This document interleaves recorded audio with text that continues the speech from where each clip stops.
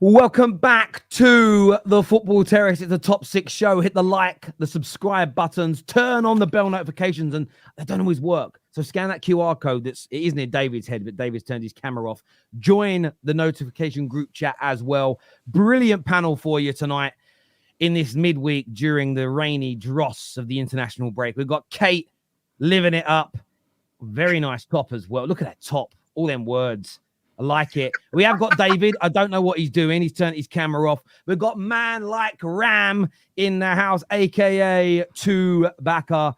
Egal is joining us again, blessing us with his views, his opinions, and his brilliant smile. And there he is at the bottom, Man Like Have Hope, a.k.a. middle-class Sebastian, all here with us today. How are you all? You all well? You all good? Good, thanks. All Gucci, man. All Gucci. Yeah. What happened to the hair? NFL I swear starts I on streams with hairs. Now you've lost it again. Cool. You have hope. I swear I've seen you. No! I've seen you on the stream. No, wait. No, basically, Terry, I'm still waiting for Terry to give me the contact of that Turkish dude so I can get the hair transplant. He's not giving me the number yet, so. Have Hope has been bald since he was about 12, bruv. Like, the man's been bald a long time. A long time. It's good to look. We've got loads to talk about on the show today. Ballon d'Or's Player of the Month's crazy hypocrisy from fans towards the likes of Arteta, towards the likes of Cole Palmer. We're going to be getting the panel's opinion on that as well. But I wanted to start with a really big story today that has come from The Guardian. Now, this story has spoke at large about Ten Hag and his future at Man United. Although there's been briefings that the club are backing him, he states in this that Erik Ten Hag's game model has to start impressing the Manchester United Ineos-led football department, or he's in danger of being removed with the style of play this season viewed as underwhelming. United entered the international break having won just one and lost twice in the Premier League this season. And this kind of goes against what some outlets have been saying and some outlets have been talking about. But is anybody surprised? Anybody surprised at all to sort of see these stories of his job being sort of very, very much at risk? I'm going to have Hope first on this. No, look. I mean, I'm going to start calling him 9 from now on. I can't call him tonight. I'm going to start calling him 9. The thing about 9 is this: you can't be angry with how people are viewing you because, bro, what we're going to get to him afterwards. You've allowed an individual from the pyramids to literally dunk on you consistently. Like, one man's numbers against your club is ridiculous. So I think for Ten Hag, he's going to be sacked. But I think 9 has to realize that when I came to United, what did I try to do? I thought that we were trying to bring in a philosophy and bring in an idea. But since then, you've not brought in any idea. Like, United is vibes. Their philosophy is literally vibes. Like, we're just going to just see how things are going to go from week to week.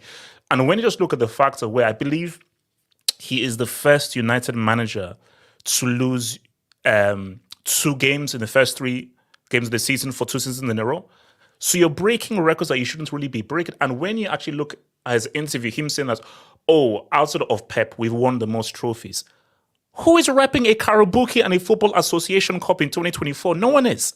So it's like his arguments for staying and for doing it for United is not stronger because you've not really done anything to move them forward. So 9 is going to get sacked. So, and the question is, when 9 gets sacked, do you do yet another project, or do you go and get like a gay win now manager? That's the question that United have to answer.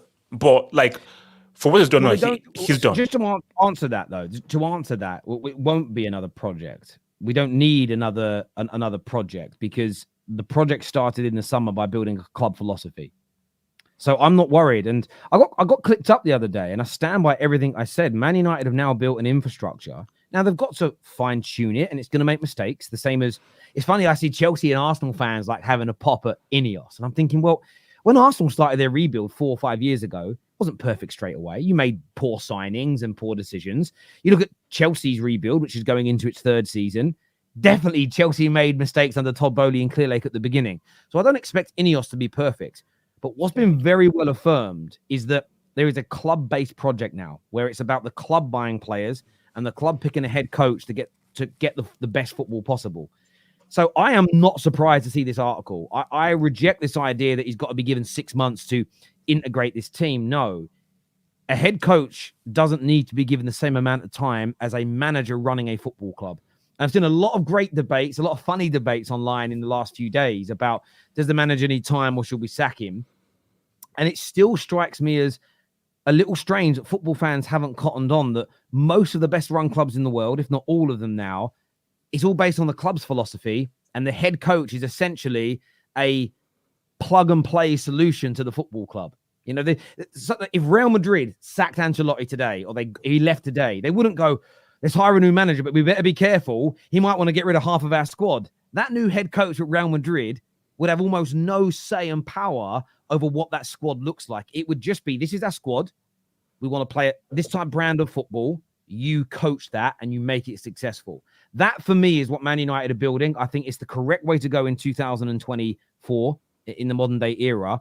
So I'm glad to see these articles coming out. The pressure should be on Ten Hag. And I think in the next 7 games, if the football isn't improving, if the results don't start to improve, he should 100% lose his job and a new manager come in as a new head coach or a new manager. I keep using the wrong phrase, really. It should be head coach. I'm all for it. And I don't care if we sack 2 managers, 3 managers in a season. Come in, improve the way we play football, get the best out of the squad that you have, and each year the squad should get better. But the way Ten Hag was playing against Liverpool is absolutely right that the hierarchy is putting him under pressure already. I think it's absolutely correct. Terry, obviously, you know, without bantering you, this is a genuine question. There are links to Gareth Southgate. Everyone knows Jim Radcliffe is a big fan of Gareth Southgate's. How are you going to feel if they bring him in? I will feel like a turkey that's called Bernard Matthews staring at it. I will feel. I'll be very, very. I'll be very, very worried indeed if that happens. It's not what I want. I don't want him. So again, subjectively speaking, I would be absolutely gutted if we went and got Southgate. And however, that doesn't mean it would be wrong to sack Ten Hag. And I've given this analogy before.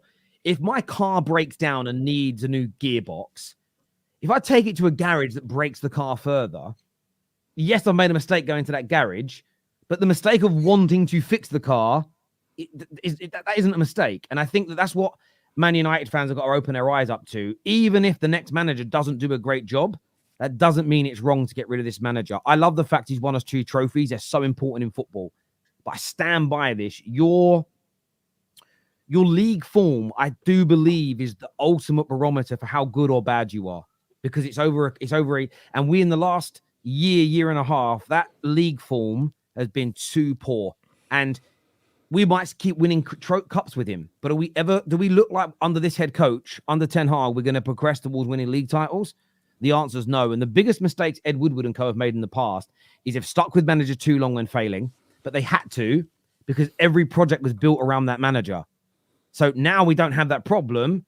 Let's move on from them quickly if they're not doing a good enough job. That's my view. No, I mean, just 2 things, because there's a question and another thing I want to say. But before I ask the question, I think it depends on what trophies you win. Because I always say that in terms of domestic football, it goes the UCL, the league title, your domestic trophy, and whatever side chick trophy you want to win.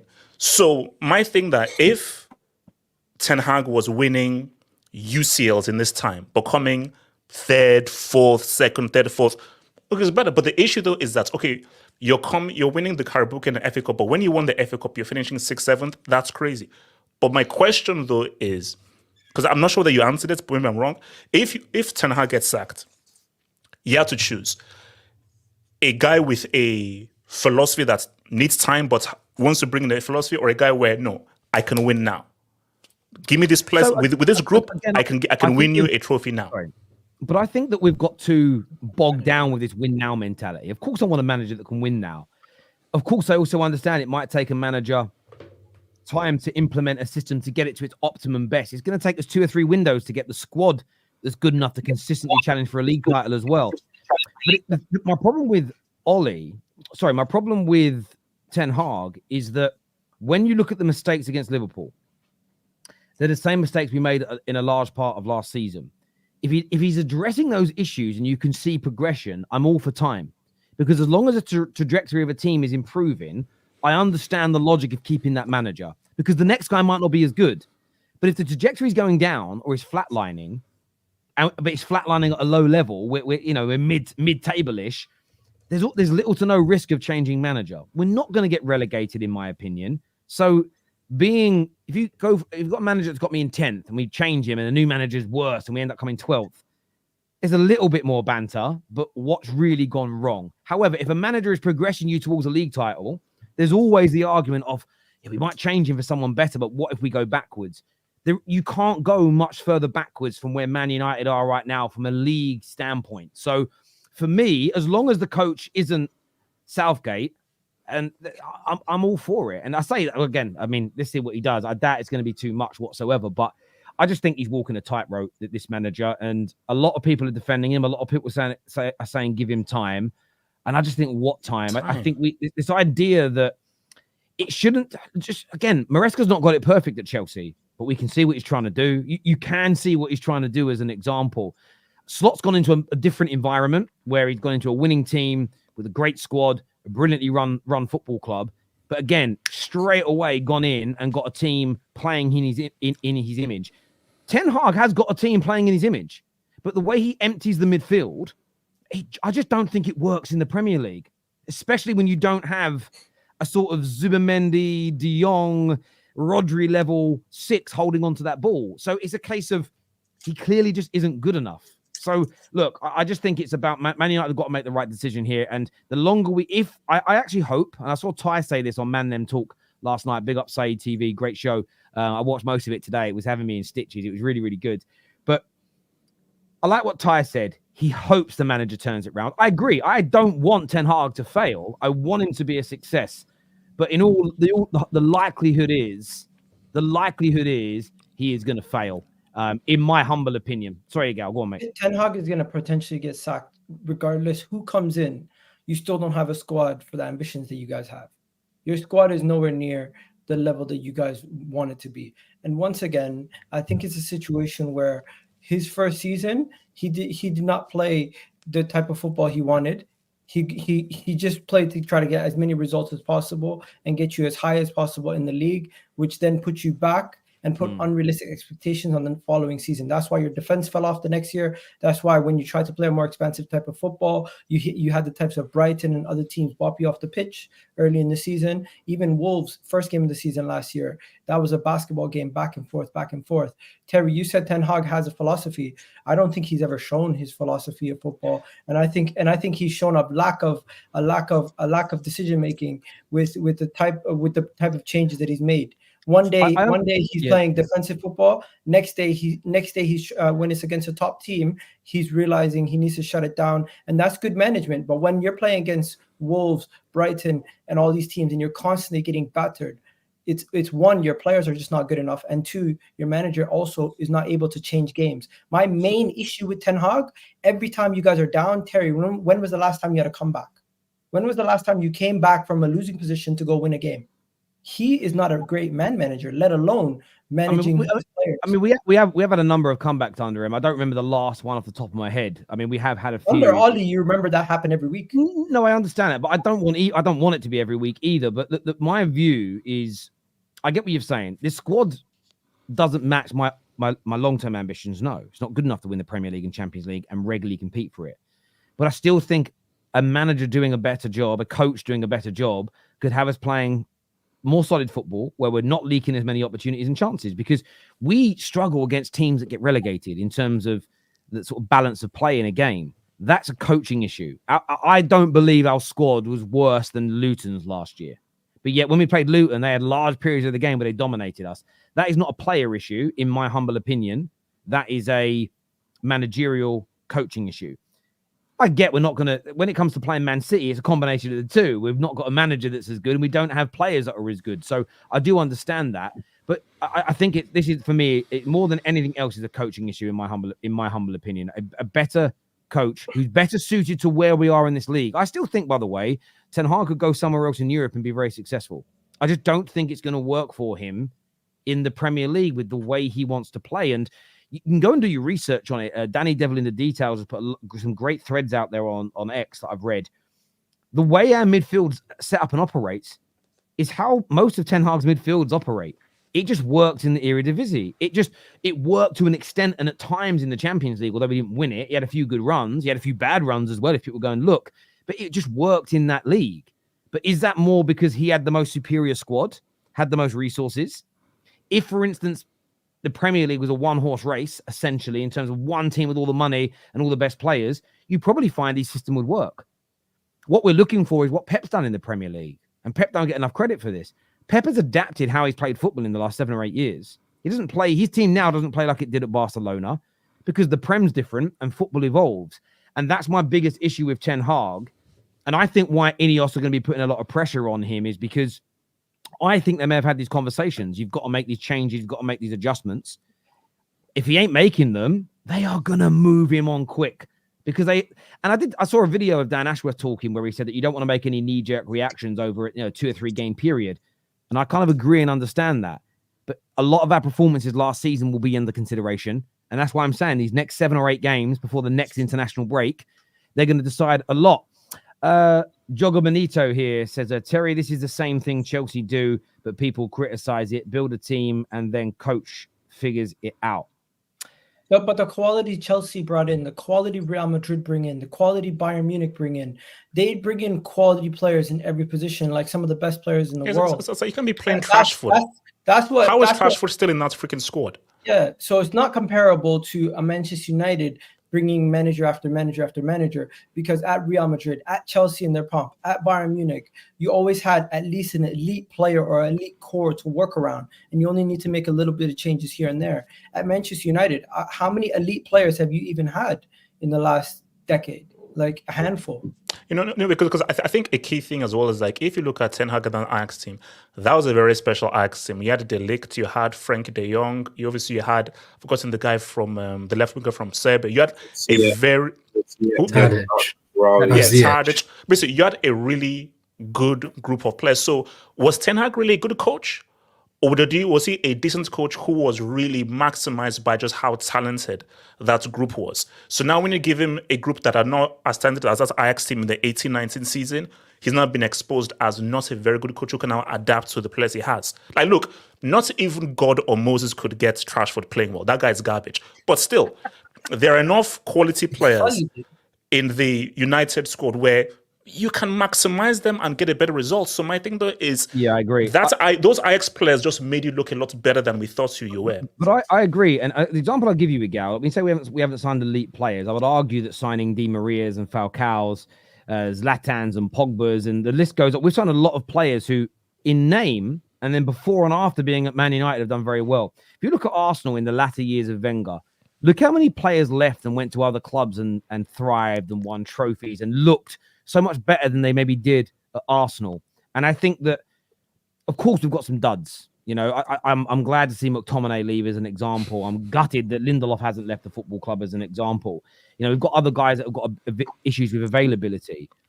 But at the same time, I think if you took 10 of these Man United players and you put them into the Man City squad, and Pep and the culture there and the coaching went in, I think we'd all have different views of those Man United players in 6 months, a year, 2 years' time than we do now. The same, by the way, if you just stay with the way Man United have been in the last 18 months, go back 18 months. If you take Saka and if you take, I don't know, let's say Trent Alexander-Arnold and let's say Carl Palmer, and you put them in that Man United team, run poorly, poor system, etc., I don't think you'd be sitting there looking at Ballon d'Or nominations coming out today. And I think that this is the problem with a lot of football fans in the modern day era.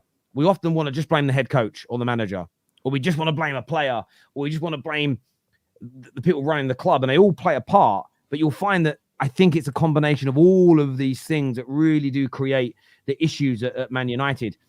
Sagnick here says that, I was simply challenging the point that chopping and changing a manager can work if you have a basis of a solid squad that can compete or is close to competing, and you can constantly change the manager to refresh things and to get the players reinvigorated.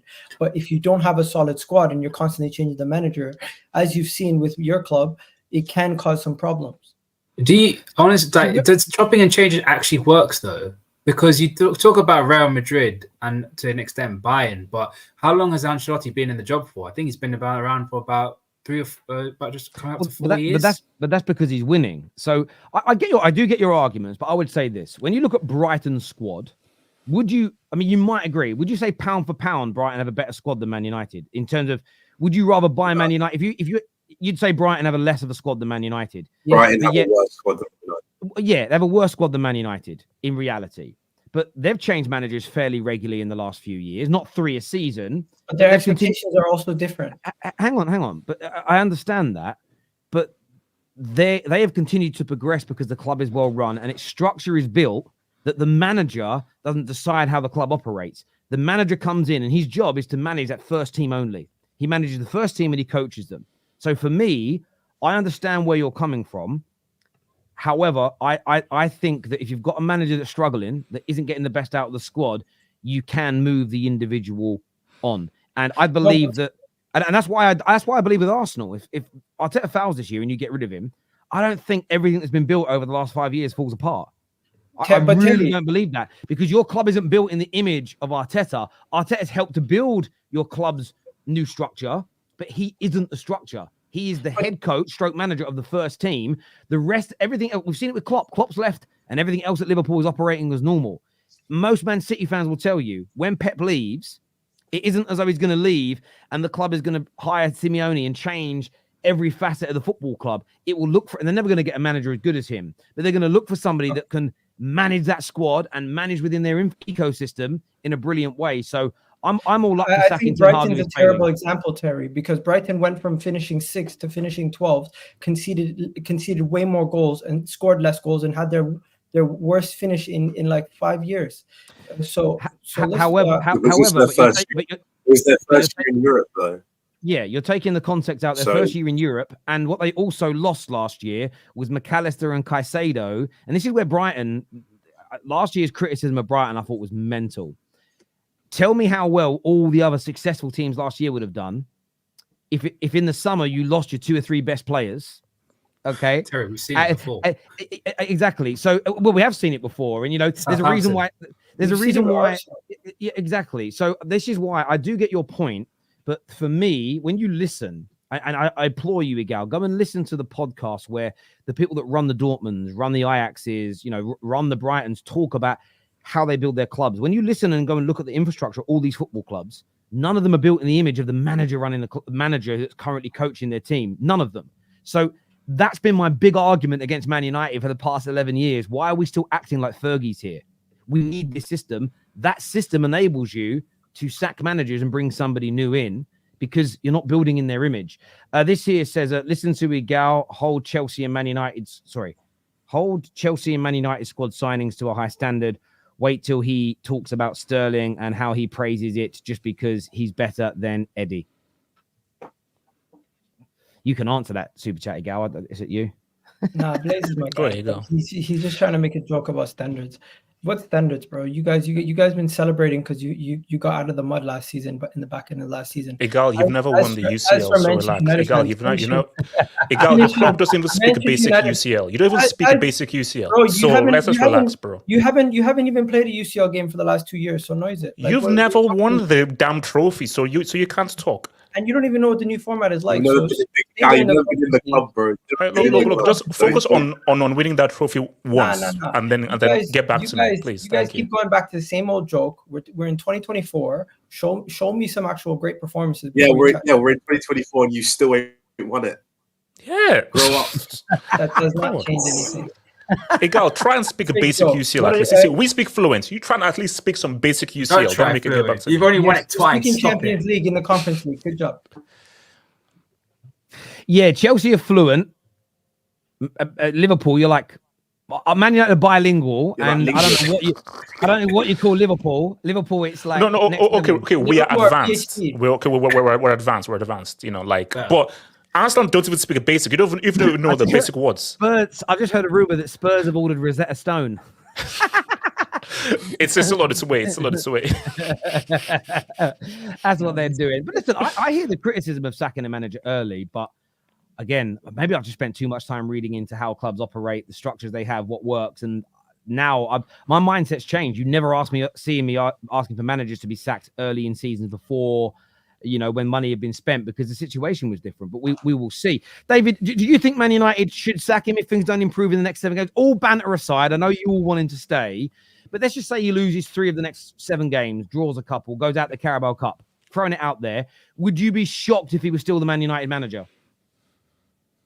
I'd be shocked if he's still the Man United manager in the next 3 games if your form continues how I expect it to. So 7 is out of the question. If you're still performing like this after 11 games, get rid of him, because half the league would have already progressed to a point where when you've got to now reset with a new manager, you might already be cut adrift. And like when I say cut adrift, I don't mean you're going to get relegated, but I mean like you obviously have aspirations to be in the Champions League spots. If by the time you've kept Eric and you're on 10 points after 11 games and everyone else has got 21 or 22, then it's like, oh dear, we're kind of already like fighting a massive battle. So like, I agree. You don't want to like finish your season before it's even started.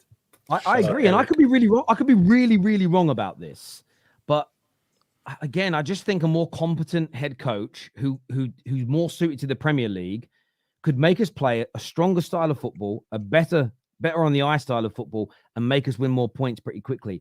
I'm not saying we've got the squad that's as good enough as good as City, as good as Liverpool, as good as Arsenal. I don't. But I believe it's a good enough squad to be a contender at the very least for Champions League football qualification. I believe it's good enough to do that. It's not being managed right. And I agree with you. Listen, I hope it changes in the next 3 games. I pray. I'm big up Tyre from Never a Foul. I also hope that I am wrong. I hope he turns it round. But in my heart of hearts, in the pit of my gut, I can't see him turning it around personally, but maybe that's just me. Everyone,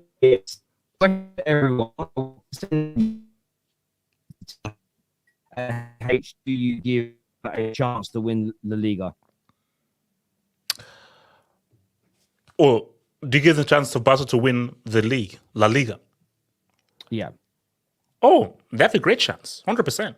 Like, especially with the way that Mbappe is playing and operating, like with Hansi Flick and the consistency. If Barca, because the league is about consistency. It's not about how well you do in the big games. It's just how well consistent you could be. And Barca under Flick look more consistent. And I've already said it right now. You can clip me. Real Madrid are not going to win the league. They won't win the league. So it's either going to be Barca or Atleti.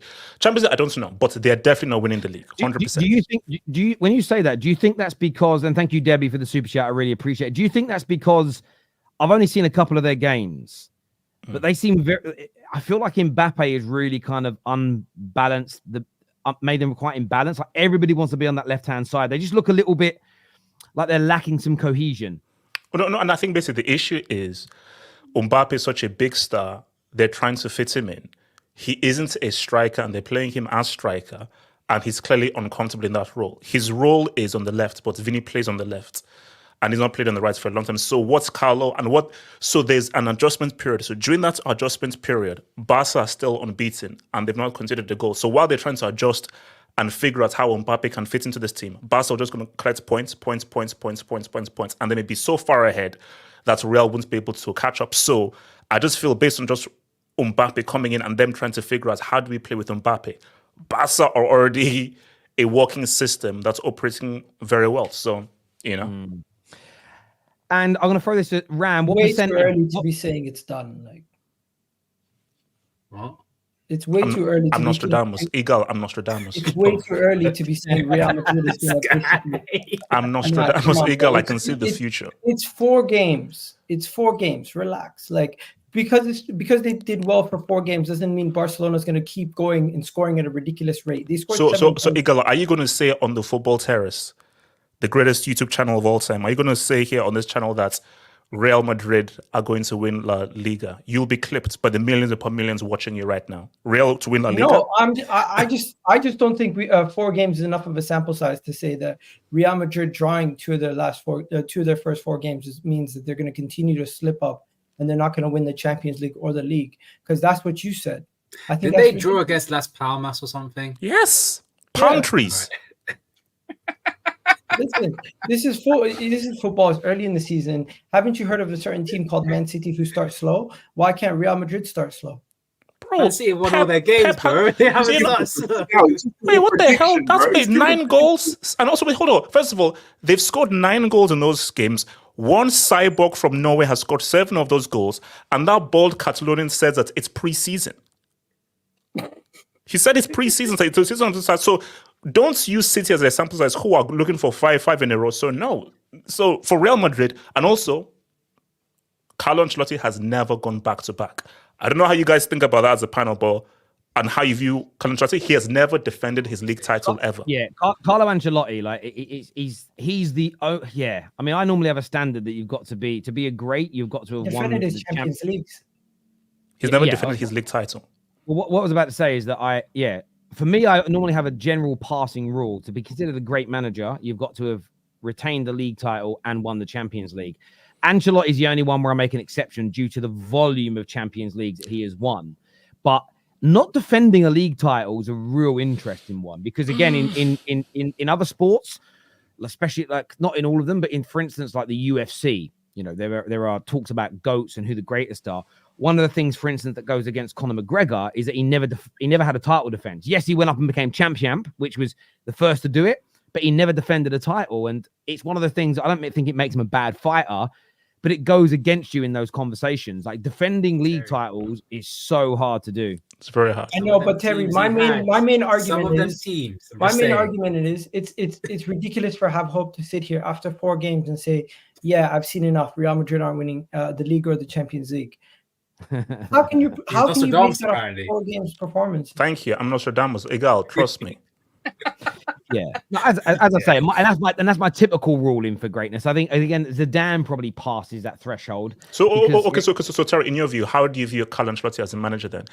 In the fact that he's never defended his league title, and also Egal, we're wrong. He never defended his UCL title. That was Zidane. So again, I would say this: I would call him a great. I would put him in the great category, the legendary category. However, like when I say great, I mean the top tier. But within that tier, there's tiers, and he's not at the top of it, because I think that defending league titles is a really difficult thing to do. And I think that when you're nitpicking amongst the best, yes, you look at total trophies won, but I think then within the trophies you've won, you have to look at the records within them. And records are things like back-to-backs, 3-peats. I mean, you know what? Pep's just done a 4-peat, like winning it keeping your team motivated and on the peak of its powers 4 years running is ridiculous. Fergie did 2 3-peats as an example. These things are huge, which I think sometimes go under the radar. The other question I wanted to ask, part of that super chat, Ram, what percentage do you give? What chance on the percentage do you give Ten Hag of being sacked? I'll probably say 60-40. 60-40. I honestly didn't think that Man United would play as badly as they did. I really didn't think they did. And it's quite easy for Ten Hag to lose the dressing room after a couple of games, because players would be like, well, we bought all these players and still nothing's changed. So what are we going to do? And then they'll start downing tools, and then dressing room will get toxic. And that's where you got to be like, you got to get rid of the manager because nothing's working. So by that logic, it's more to his favor with him getting sacked rather than him staying, in my opinion. I hear you. Twisted Bubba here says, Terry, hypothetically, which European league could this United team win? I'm going to go for a safe bet and say Scotland. Okay, a safe bet. We'd win the Scottish League. That's a safe bet. I think we'd win Austria League. I think we could win in Poland. I don't know who the teams are in Poland. I reckon we could win in Bulgaria. Bulgaria. Yeah, we'd win in those leagues. We wouldn't win in any of the top 4. No. PSG better than us. So we'd come second. I think we'd come second in France, but PSG that's just a one-horse race, isn't it? It's just a one-horse race every year. So yeah, I don't see Ten Hag going anytime soon. You what? I don't. Go on. Unpack that, Kate. Unpack that. I'll tell you why, right? There was all this talk over the summer whether he was going to go, and they've basically put their faith in this guy. They've brought in the players that suit his system, and I just don't see him going yet. I can see him being here till the end of the season. No, okay. If they keep on losing, I don't think it'll be as. I think he'll turn it around to an extent. I don't think it will be this massive disaster. I think everyone's being a little bit reactionary, which I get, but it is only 3 games. I'm just telling you as I see it, and I'm Nostradamus as well, and I don't see Ten Hag getting sacked anytime soon. We will dreadful after 40 games. No, he's getting sacked. He's getting sacked. That's the crazy part. I hate saying it, I hate admitting it, but we really have been. Viewers, make sure you hit the like button and make sure you are all subscribing to the Football Terrace. It's other news today. Mo Salah essentially is begging Liverpool for a new deal. Liverpool are not offering him one. Ram, surely you look at his form this season, one of the greatest attackers in Premier League history, Liverpool's greatest ever Premier League player. What the hell is going on at Liverpool? Why are you not renewing one of the best players in the world's contracts? And also, can also add a greater legend than Steven Gerrard. Go. Did you have to add that? Yes. Really? Yes. Really? You didn't need to say that. You Yes, didn't need to say that. But Terry, to answer your question before you're rudely interrupted by Have-Hope, there's a simple answer. We don't know what this club does. I thought we're going to be signing 3 players this transfer window. We only sort of signed 1. So, in the whole grand scheme of things, and the whole idea of we haven't signed enough players, we should be renewing all these guys' contracts, given the fact that we freed up so much wage. We've made a profit in terms of transfers. Like everything financially says we can afford to extend these guys' contracts. And the fact that the Mo Salah is actually coming out and saying like, look, I am very happy at Liverpool. I want to stay at Liverpool. It's kind of ridiculous to an extent. I do think he will get given a new contract. I think all of them will get given a new contract, and I do think all of them will sign a new contract. But it's ridiculous how it's come to this situation. A player of his quality, I think he's got 3 goals and 3 assists already in the first 3 games of the season. Like, it's ridiculous how a player like Mo Salah is still not tied down to a contract and is literally got about 11 months left on his contract. Is absolutely crazy. But we'll just have to wait and see. And it's like what Have-Hope said, he's one of our greatest ever players. And I think the history of Liverpool, for players of his stature and the players that have done so much and still can provide so much for the squad, you got to keep him. We did it with Alan Hansen. We did it with Kenny Dalglish. I think Mo Salah, for what he's done and what he can provide for this team, not only on the pitch but off the pitch, in terms of being a role model for the younger players, he should be staying until he retires, in my opinion. See, Ram, you have to be honest here. You see, when we're here on a panel, we're here to be fully honest and to tell the truth, the whole truth, so help us God. Ram, I do not want to hear the word should in what you're saying. What do we should? Why not? Because, do you know what? There's a very uncomfortable conversation we could have about Salah and where he ranks in terms of Premier League greats. And we're not ready for that yet. None of us ready, but there's an uncomfortable convo we could have in terms of where Salah ranks in terms of what he's done in the Premier League. Because, this guy has never had a bad season. He's never had a bad season.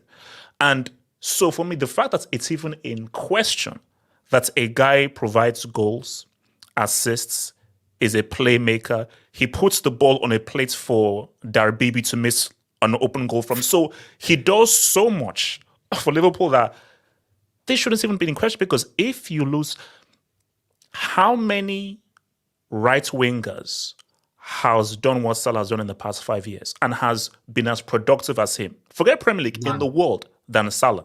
Not many. But that's the thing. Like, this is where it's not as confusing as it is, because he's not slowing down. His numbers are still great. He still looks fitter than ever. He is one of those players that can play until he's around about 39, 40 years old. And his pace hasn't gone, which I thought after he turns mid-30s, he starts to slow down properly and like you won't see that blistering pace. But he's still just as quick as many players on this team. I think he ranked highest in terms of our fitness test at the start of the season. So yeah, and also though, don't think Chiesa can play on the right, but after his knee got nuked, that guy can't be fit for a whole season. So you can't rely on him to replace Salah. No. So my thing though is that for Liverpool, like I don't know what the reason may be, but this shouldn't even be in question based on just how productive he's been and how consistent he's been. He's vital because it's one thing to have a goal scorer, but basically it's similar to Egal's idol, Henry. For a guy to give you goals and assists on a consistent basis, that is invaluable. Invaluable. And it's not even that. It's also people at the start, before when Jurgen Klopp left, people saying, "Oh, do you think the new manager will start Salah? Would he really play Salah as consistently?" Arne Slot loves him. Arne Slot doesn't want to drop him at all. He really likes the way he plays, and he's happy to coach him. So if the manager that you want to stay for around about 4 or 5 years is happy with him and doesn't want him to leave, then why don't you sign him on? Look. And it's not even that. These guys are financial experts, so to speak. They're business people. You do realize if you don't sign him to a new contract, he goes on a free, and you're losing out on potential money. And also, me and David, Ram, can we cut a deal? David, look, we need more attackers. Lala on that right-hand side, at the bridge, the home of the legitimate UCL winners. If you're not going to respect him, we will. Simple as that. You got Noni Madueke, bro. You don't need anybody, man. Bro, when you're a big club, you can't have too many amazing attacking options. So if you bring Lala up there, he's good competition for the most talented attack in the Premier League. Sorry, the most exciting attack in the Premier League. Ram, it's called Joga Bonito. It's called we'll figure it out. If you're not going to respect him, we will. If you won't respect Lala, we will. Hang on. Weren't you the same club that dumped him off to Fiorentina and Roma? Yo, why are you calling him Lala? Yeah, but Lala. Nickname. But he's not a Teletubby. What the hell? There's a Teletubby called Lala? Yeah, what the hell are you doing? Yeah. By the way, hang on. I get why Egal watches it now because he's got a little baby. David, why are you watching Teletubbies? No, I'm not watching it, but that's he's one of the guys. No, I'm joking. I'm just gonna say this though. It's Tinky Winky, Dipsy, Lala, Poe. Yeah, I remember all their names still. I think it's a terrible nickname. Anyways, going back to what Ram said. Ram, you guys are in no position of strength. You have 3 key players. Liverpool have a massive problem. And it's not just Mo Salah. Trent Alexander-Arnold, Van Dijk are all looking at each other and saying to themselves, you going to sign? You going to sign? Did you get a contract? Did you get a contract? And they're all like communicating with each other. And it's a situation where you're going to lose someone. You're going to keep someone. And you're going to have a situation where another person is going to have to decide if they want to stay or go. I don't think you're going to keep all 3. At this moment in time, Van Dijk is going to get options in January if you don't get him tied down to a new deal. Trent already has the Real Madrid potential signing, the Galactico tag looming over his head. And when it comes to Mo Salah has Saudi Arabia potentially able to sign him on a free contract. But he doesn't want to pay whatever contract you want. Maybe he doesn't want to play in the Saudi league. Salah's one of the players, a bit like maybe he doesn't want to play in the Saudi best league. Friend Christina One second. doesn't want to go. Let me just finish my train of thought. Maybe you're right. Maybe he doesn't want to play in the Saudi league. But at the same time, who's to say Mo Salah on a free? People don't start lining up in January if you guys don't get a deal sorted quickly. Man United need him. Man United. We come in. A lot of teams. I don't think he would disrespect Liverpool by going to any other rival.Maybe he goes to a London club. But the reality is, either way, you need to put money on the table. Yeah, why would he? Go I love the way he dropped that in. He wouldn't go. He tried London club. Are you crazy? Yeah. Why would he go? Listen, shameless. As much as you want to say it's shameless, he might go. He wouldn't go to Everton. He wouldn't go to Manchester United. He wouldn't go to Man City. He might not. And he won't go to Arsenal. Don't worry, if he came to London, as well. You never know. Stop it. Why would you need Salah when you got Saka, mate? You got the best right winger in the Premier League. Salah, you can play him as a striker, bro. You got Kai Havertz up front. Like, you got plays. I'll tell you why they would need. I'll tell you why they need Salah. You all know I'm a big fan of Saka. Mo Salah's better. Why Bro, not? it's not Like, that bad. he's better. He is Bro, but better. they can play in the same team. Don't act like they can't. No, I'm true. I'm true. No, I mean, but Egal. if Salah joins Arsenal today, he's Arsenal's best player. Like, he's that good, Mo Yeah, Salah. no, So why Egal, would they Egal, not lie want to him? us and say Saka's playing over Salah. Lie to us and say Saka over Salah. The Lie to honest you. truth is, if Mo Salah's going to stay in the Premier League and leave Liverpool, he's not going to Manchester United. He's not going to Man City out of respect for them. He's probably not going to go back to Chelsea in the state that they're in. So if Why is he he going was to Arsenal? stay in the Premier League and go to another club, Why is he going to Arsenal? He don't like you, lot. I'm sorry, he don't like you, lot. Egal, I want you to do me a favor. He's a professional footballer. Guys, please let Egal finish when I ask him this question. Do the sales pitch now. You're standing in front of Mo Salah. Do the Arsenal sales pitch. Everyone else, silent, please. Over to you, Mohamed Egal. Salah, Elevator pitch. Let's go. Mohamed Salah, you want to be a Premier League legend. You want to win more Premier League trophies. You need to leave Liverpool now. As you can see, that their current crop of players might be headed out the door. Van Dijk, Trent, Alexander-Arnold, and some of your attackers are not there. Come on, jump ship. And you know what? You won't even lose your Liverpool legendary status because Arsenal and Liverpool aren't beefing like that. You go to Manchester United, you go to Man City, it might hurt your legacy. But you come to Arsenal, you come to London, where it's a multicultural city. Your family will acclimatize quite easily, and also you'll come into an attack that needs more goal scorers. You come into that team, you set us over the edge. You get us to where we need to be. Everyone's been saying we need an attacker. Why not get one of the best goal scorers in the Premier League over the last 10 years? But long story short, if you come to Arsenal, you could be the finishing piece of the puzzle to get us not only over the line, get us back to greatness. You already did it at Liverpool. You want to be a Premier League legend? Do it at 2 clubs. Can you say that in UCL, please? Hey, you also have Champions League experience. Do you know what I think you should add? Do you know what you should add into that sales pitch? I'd say, look, your numbers per game in the Premier League, you are on par with the legendary Thierry Henry. Join Arsenal and become a Premier League winner, maybe a Champions League winner with us. I would sell him the idea that he could become the Premier League GOAT. That's how I would sell it. And I would say, if I was in Arsenal's boardroom, doesn't mean you got to follow through with this. I'd be saying, look, we'll push the PR. You're fucking good at the PR. We'll push the PR. If you come in and achieve, we'll push the PR to make Mohamed Salah the Premier League GOAT. And I think the main thing I have to sell him on, I'd sell it to him. I think the main thing I have to sell him on is that it's not going to hurt his Liverpool legacy coming to Arsenal. Can we come back That's to reality? Sorry, guys. Sorry, Sunshine here said he's going to pitch for Arsenal by starting with trophy winning. Hey, I don't know why you're pitching at Manchester United.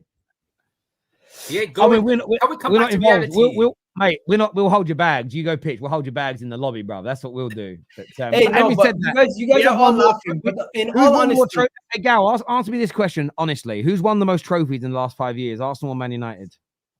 Doesn't matter. To get you in a better position as a football team. We're just doing trophies. It doesn't matter. No, but even you would switch those trophies for a progressive team that's actually challenging for a league title. It's a great debate question. It's a great debate question. Would you rather, like a genuine question, Kate, would you rather be Man United in the last 5 years or Arsenal? Well, I'd never want to be Arsenal, so I'm going Man United all day long, just because it's Arsenal. Sorry, but I could never say that. I'd never live it down. But I just like anything. I'll take a trophy or anything, please. Anyone. Hey, we have won a trophy in that time period, by the way. But hey, yeah, I know. I digress. The FA Cup, I know. Long story short, can everyone not agree though? If Mo Salah was to want to stay in the Premier League, what would actually be a suitable candidate for him? Man City? He won't go anywhere other than Liverpool. Yeah, wouldn't go. No, he wouldn't do it. But no, if he wants to, where Egal is right, all banter aside, if he was like, I'm not like Sterling, if Salah says I am not leaving England, I'm leaving on a free, but I'm not leaving England. Genuinely, I think Arsenal's the only club that would be able to get him. I don't think he would do the Manchester clubs because of rivalries and everything else. I would not pick Tottenham. He would not pick Tottenham. They wouldn't pay him. They would offer him 150k a week. No. So yeah, look, he doesn't want to stay in England. But if he did, it would only be Arsenal that could get him. Why would he downgrade? I mean, Newcastle, they got the money and they've got ambition. Like, you never know. They can make just as good a sales pitch as you, Egal. You're delusional. I would argue Egal, the fact he's going to Arsenal is a downgrade. I'm not going to lie, but based on what? Because we're higher than you in the league right now. No, it's not. Can I ask you a question? Do you not think that Liverpool to Arsenal was a downgrade, Egal? Not maybe as history as a club, but not as a current squad. No. Egal, stop. No, it says a downgrade. No, we're not insulting Arsenal here or anything. We're just keeping it real. Based in 2024, going from Liverpool to Arsenal is a downgrade in 2024. Okay, so and that's not taking anything. No, Arsenal have done great and everything, second. but so in 2024, going from Aston Villa to Chelsea is a downgrade. Yeah. no. No, Yeah. What are you basing it on? That's crazy. So because Villa finished in the top 4 last season, it's now a downgrade going from there to Chelsea. What are you Because basing no, it on? because Are it's you it's about basing it on size of club? it's about a body I of did work say and how they're Liverpool's a seen. bigger club. One second. I'm not saying Liverpool's not a bigger club. That's not what I'm saying. I'm just saying currently we're in a better situation. What's the Why? situation at Aston Villa? It's What's your higher than you in situation? the league again. Yeah, you're You higher don't in the get league. anything Good for job. second, You won all you your know games. that, right? It's game week 3. I think Arsenal are kept currently in a 3 much more clean stable. sheets. Let Egal actually explain so we can hear, please. Sorry, go on, Egal. Simply put, I think Arsenal are currently in a better situation to have sustained success for a longer period, where Liverpool might be at the back end, with the likes of Mo Salah, Van Dijk, aging, getting a lot older. Trent Alexander-Arnold potentially could be leaving. Alisson, we already know they're looking to get his replacement in a year's time. Let's be honest. At this moment in time, if you're a football player and you're saying which situation's a lot better long term, you're going to say Arsenal, with the likes of Declan Rice, William Saliba, Bukayo Saka, the young core, all up and coming, compared to Liverpool, where it's like, you know what, they're top players, they're world class, but they're in the back. Some of them might be in the back end of their careers. Let's not lie. No. But Egal, see, my thing though is that hasn't won anything. yes, that's why until Arsenal wins something. That's why, Egal, I asked you, what is the situation you're in? If you're saying your situation is we are getting close and challenging, no, I don't do challenging. I do trophy. I told you I speak fluent trophy. Until you can show me we're not being trophies. stupid here, though. In 2004, when we seen Arsenal's Invincibles and we see Chelsea coming up with all the money Roman Abramovich was pumping in, people didn't say to Roman Abramovich's Chelsea, you didn't win anything. They're like, this team is ready to win now. You need to start winning. I hear it. But at the same time, you can clearly see which one is in the right direction and which one's headed in the wrong direction. And I see a similar crossroad with Liverpool and Arsenal. But Egal, that's a false crossroads. Chelsea. Hang on, guys, sorry. Would blow everybody out the water. Sorry, Joshua Jack here says, what sustained success? You don't win nothing. Bro, I'm talking about setting yourself up for sustained success in the sense that you have a better, younger team that has a longer scope to grow and to continue to win. This Liverpool team right now is at the back end of their life. They're the back end of their dynasty, where Arsenal could be potentially starting theirs. We haven't won anything, hence why you guys are giving me all the smoke. But if Arsenal go on to win this season, you guys will all agree with me. But that's the point. If you win, that's the point. If I was to tell you guys that Liverpool was going to win the league this year, and they're going to go on to have a dynasty, you'd find that hard to believe. Where if I told you Arsenal won this year and they're going to go on to have a dominant team for the next couple of years, you'd probably agree with it, with the age and the contracts. No, I wouldn't. No, I wouldn't. No, because Egal, you can't use the arguments of just age being that you're going to have a dynasty. Quality. We have quality through your eyes. No. Stop for 1 second. William Saliba right now at the age of 23. William Saliba right now at the age of 23 is a world-class center back against every team in the world. Second best. You look at Declan Rice. Safely back to you look at Declan Rice. You look at Saka. You look at all these players. Who's your striker? Egal, who's your striker? Tell me who's your striker now. In your eyes, you don't win games. Egal, who's your striker? We don't have it necessarily. Oh, you don't have it. Okay, there we go. So you're going to dominate without a striker. So basically, you're going to dominate with Casper the Ghost as your striker. That's good. Stop trying to make the argument about one position. I just explained to you numerous reasons, and then you go for the one weakness. You want to know something? You don't necessarily win everything based off your weakness. You win it off your strength. Right back, centre back. Again, you're coming from a guy who's not won the league table since 04, but there we go. Let's go to David, please. Let's go to David. What are you saying, David? Again, acting like Liverpool haven't won 3 out of the last 4 domestic trophies in the past 2 years and have finished. And they literally finished 1 spot behind you, and it was close. Weren't even like impressed. It was close, and you're going to sit there and act like there's some joke team is mad. And the fact you mentioned the word dynasty with your team, and you ain't won anything. What dynasty are you talking about? You are deluded, man. You are deluded. You're lost. No, but Egal, no. Can I ask this question to Egal? Yeah, can I ask you this question? Yeah, if you don't end up winning anything, what's to say that Real Madrid comes in for William Saliba? Who knows? Who knows? They might come slipping in for all your players. That is always a 1 second. That is always a fear, but at the same time, you currently have that issue with Trent Alexander-Arnold potentially being poached at Real Madrid on a free transfer. You currently have that issue with Van Dijk potentially being poached on a potential free transfer. They'll sign a thing, bro, don't worry. 1 second. You are preaching to somebody, but you have that issue already. So stop worrying about me when you can't even. Egal, we got the money, bro. We got the money. Don't worry, bro. Money. You don't spend money in transfers. You get rejected every single year because you don't either spend the money to get Egal, or something else. So stop. 1 second. You made a profit as well. 1 second. Man. Before we get to the next question, let me answer the first one, Ram. My main point was you have the audacity to sit here and talk about Real Madrid when Trent Alexander-Arnold is being looked at Real Madrid and they can offer him a new deal without you even getting a single penny in January. So in order to come to us, we at least have to agree on a fee where you don't have no say. But if the player doesn't agree a contract, Egal, I'm going to need subtitles. You're speaking cobweb. If the player doesn't agree a contract come January, guys, I'm going to jump in. Great debate. I've got a few comments and super chats to go through. This comment here says, this is I haven't seen this myself, but it's gone out from Lex, who says, I can confirm once again that Liverpool and Mo Salah will talk in the next days and weeks. They will be conversations to discuss the contract situation from Fabrizio Romano. Salah returns to Chelsea and finishes the story, is what Preza Jafar says here. Can you imagine? That would be.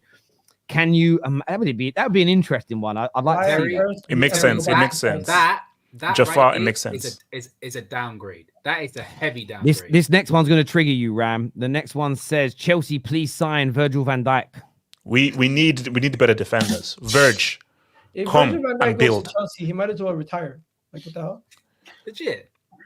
Egal, come and build a real dynasty, not that fake one in freaking. Let's already got back page, bro. All right, boys. All right, but this one here says, Viva South Africa. Chelsea is going on a 13-run win. See enough. I have a new favorite guest on the show who I didn't like last season. Who is that? You. Yes, he is. Must be you. Moi? Yeah. Oh. In fairness, you don't bless us enough with your presence. To be fair, no. I mean, look, I've just been busy, but I take it very offensively. I really do. You're look, Terrence. We've known each other for too long. I will be back to, teach, to spread the truth of football, and also to, school Egal who needs schooling in Florence Trophy. So you keep celebrating CL. Sagnick here says Real Madrid are the Spanish Man United under Carlo. This is a cup team. I mean, they won the league last year. Didn't they let Xavi win a league title? Can't put 5 passes together with a giant hole in midfield. Kroos is a huge miss. That's facts. Kroos is big. That is a big miss. But they'll figure I'm just gonna say I wish Man United had won what they'd won in the last 5, 6, 7, 8, 9, 10 years personally. So yeah, I do. No sympathy for Real Madrid fans. No. If you're being objective, Egal is right. Can't take Chelsea Terminator seriously anyway, is what Wayne says. Terminator? Yeah. Who's a Terminator? The glasses, in it. Oh, I want you to close your boots and your motorcycle. Yeah. His name's Sebastian. He's not. His accent is everything's an act. It's an act. He is a very posh man from West London who's. I don't live in West London. My name is not Sebastian. He does dress. When you have hope is a character like Borat. When you hear in real life, he's like, "Oh, hello, my name is Sebastian. I love Chelsea. I love Chelsea. It's not a lie. I love watching the soccer. No, it's true. He's very posh. He's an amazing actor. He's an amazing. Let's spread it. It's an amazing actor. Have you been in any movies? Any movies? I don't know. It is a joke, Egal. Oh, sorry, I missed it. Arsenal might not speak basic Champions League, but Chelsea speak complex fraud. That's messed up. That's messed up. TJD, that's messed up. By the way, how are they selling a hotel every year, Terry? Can you explain this to me? Are they selling the same hotel again to themselves? It's money. No. Go on, The David. only time we've sold the hotel is what got confirmed yesterday. We've only done it once currently. Yeah, yesterday's Will it was just happen again? confirmation that it's all gone past. But I did read that they own another 3 or 4 hotels that they could sell to themselves. I did read that. Yeah. They could, and obviously hotel space and the real estate in West London is one of the most expensive and lucrative in the world. So yeah, they got money to play with. They got money to play with. Have hope. Are you happy with Chelsea signings? I think David will agree that I would like a striker. I'd have liked a striker and another defender. I don't like that defense, and I need a finisher. Nico J, aka the Snowbunny Hopper, is not a guy I would like to rely on as a consistent finisher. So, you are crazy, have hope. What's up, Dr. it's what I'm here to do, So, Dr. Umar? look, Do you have Terry brought me on to speak the truth. Confirmation that he's Snow Bunny Hops? Terry said that have hope, come on and speak freely, and I'm here to speak freely. So, Fair enough. so in answer to that super chat, yes, I'd have liked a really good defender, competent, experienced defender, and a cold-blooded finisher, and then it would be good. Oh, that caught me off guard a little bit. That did. Make sure you're all hitting the like button, please, people. And make sure you're subscribing as well. Loads of people tuning in, which is amazing. So get the like button smashed. I know a lot of you watch it on your televisions. It's a ridiculous percentage watch it on TVs right now. But pick up your remotes and get it done, or click on your phone quickly and get the like button hit right now. Let's try and get this up to at least 1,000 likes whilst we are You live. can hit the like button on the TV. It's there. I know, but it's harder than with your phone and people just do this. So yeah, pick the remote up. Don't be lazy and get it done. It's why our QR code scanner numbers have gone up, because a lot of people are like, I watch it on my TV and I can use. One guy said, I watch it on my TV now, so that if I have to scan a QR code for you, I've got my phone free. And I was like, that's very nice of you. It's always nice getting a nice DM like that, because most of your DMs are full of bile aggression. So earlier on today, someone called out Don, right? Was very rude about him on Twitter. And started attacking him personally, what he looks like and stuff. And I just turned around and said, that's a disgrace, right? And he messaged me saying, why are you sending me abusive DMs is a disgrace. Firstly, I was like, yo, I ain't sent you nothing, right? Then I looked at this guy's profile and there's DMs from Don. He messaged Don first. And I'm like, it doesn't count sliding into someone's DMs, whether for any reason. If you DM first, that's not the same. It's not the same. That's what the kids told me anyway. That's what the youngsters, David and Tom, told me when we were away. They said, if you go in first, if they come into you first, it isn't the same thing. But there we go. Saka is more likely to join Liverpool, to be honest. Facts. I think they're on drugs. No. He wouldn't do that. Way. He wouldn't do You're that. on drugs. 1 second, Terry. I said this a couple of years ago. Liverpool don't have the facilities to sign Bukayo Saka. Let's be honest. Well, we have the facilities, Egal. You guys don't have the facilities to even sign. You don't have the facilities to sign players. You guys, every single window, you're left short. You don't have the money, or the player doesn't want to come to you. We have got money. Let's be honest. What we doing here? We got money. Liverpool are back in 2017, 2019, bro. It's not the same situation. Get it out of your delusional heads that you're gonna sign any major signings like Bukayo Saka or anything like that right now. You can't prize them away from Arsenal. No, we're not saying. We're saying that it's more likely we sign Saka than you sign Salah. How about that?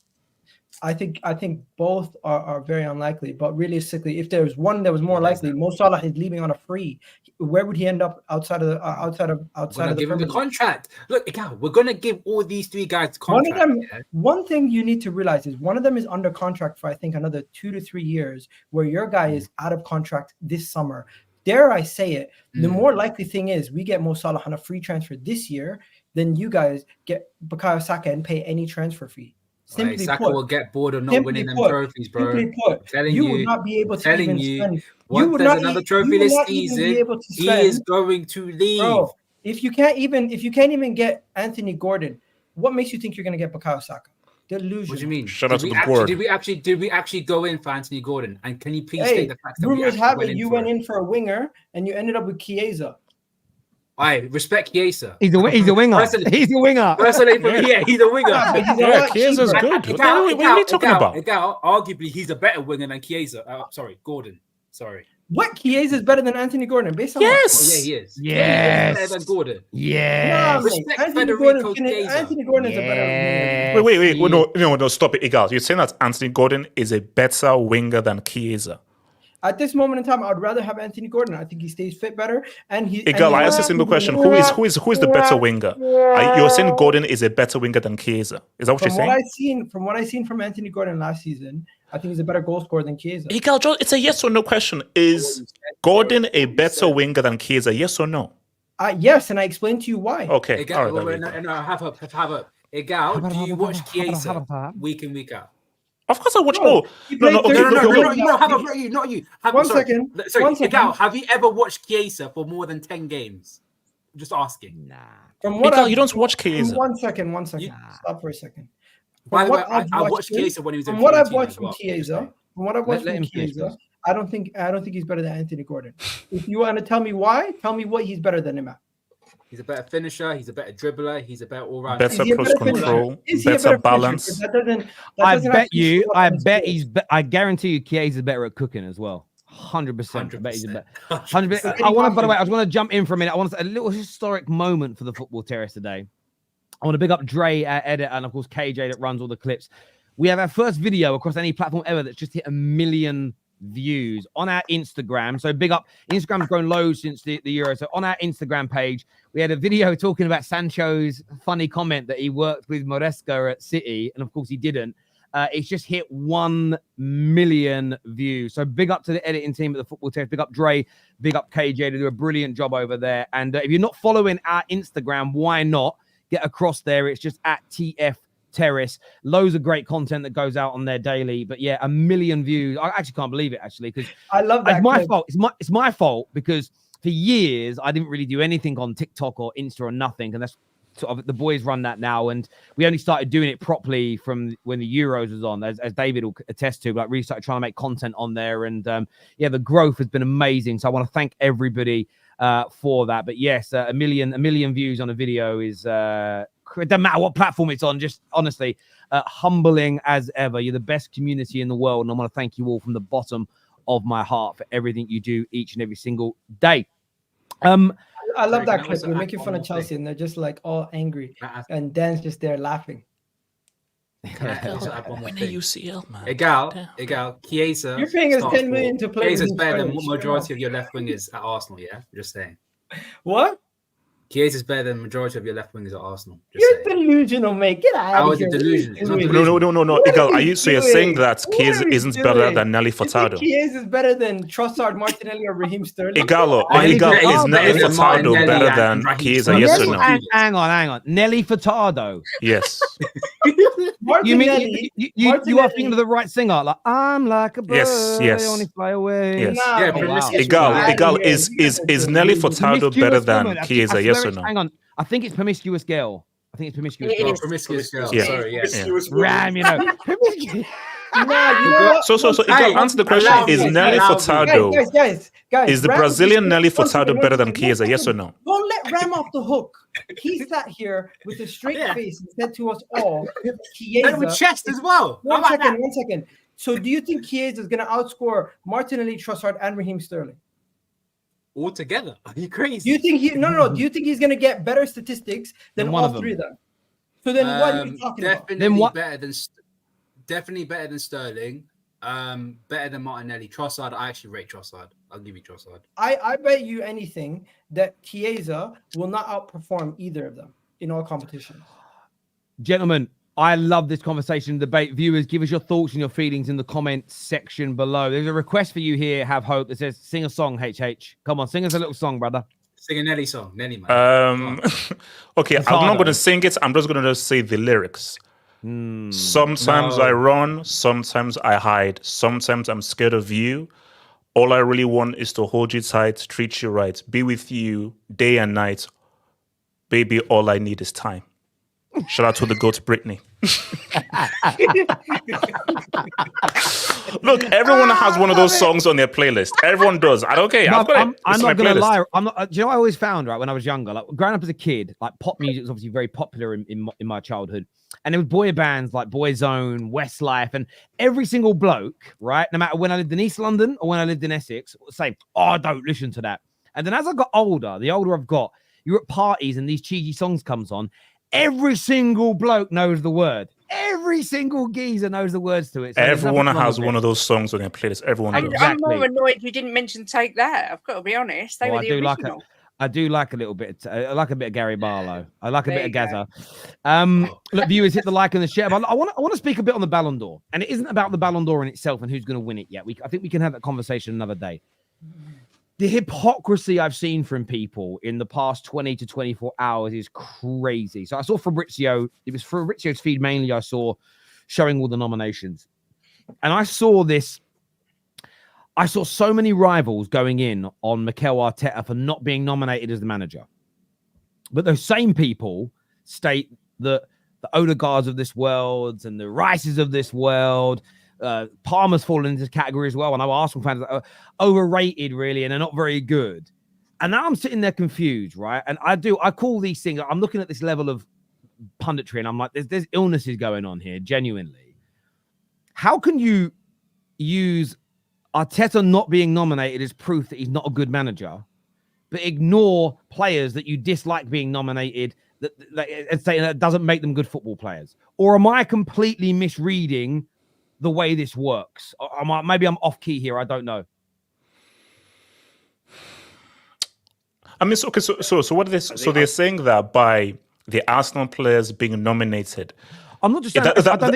It's not specific to Arsenal players. So loads of people will say Cole Palmer, lots of penalty goals, overrated. Okay, they'll say Saka, not world class, doesn't deliver. Odegaard doesn't turn up in big games. Declan Rice, fraud watch, etc. Right? I'm throwing it out there, right? He's trash.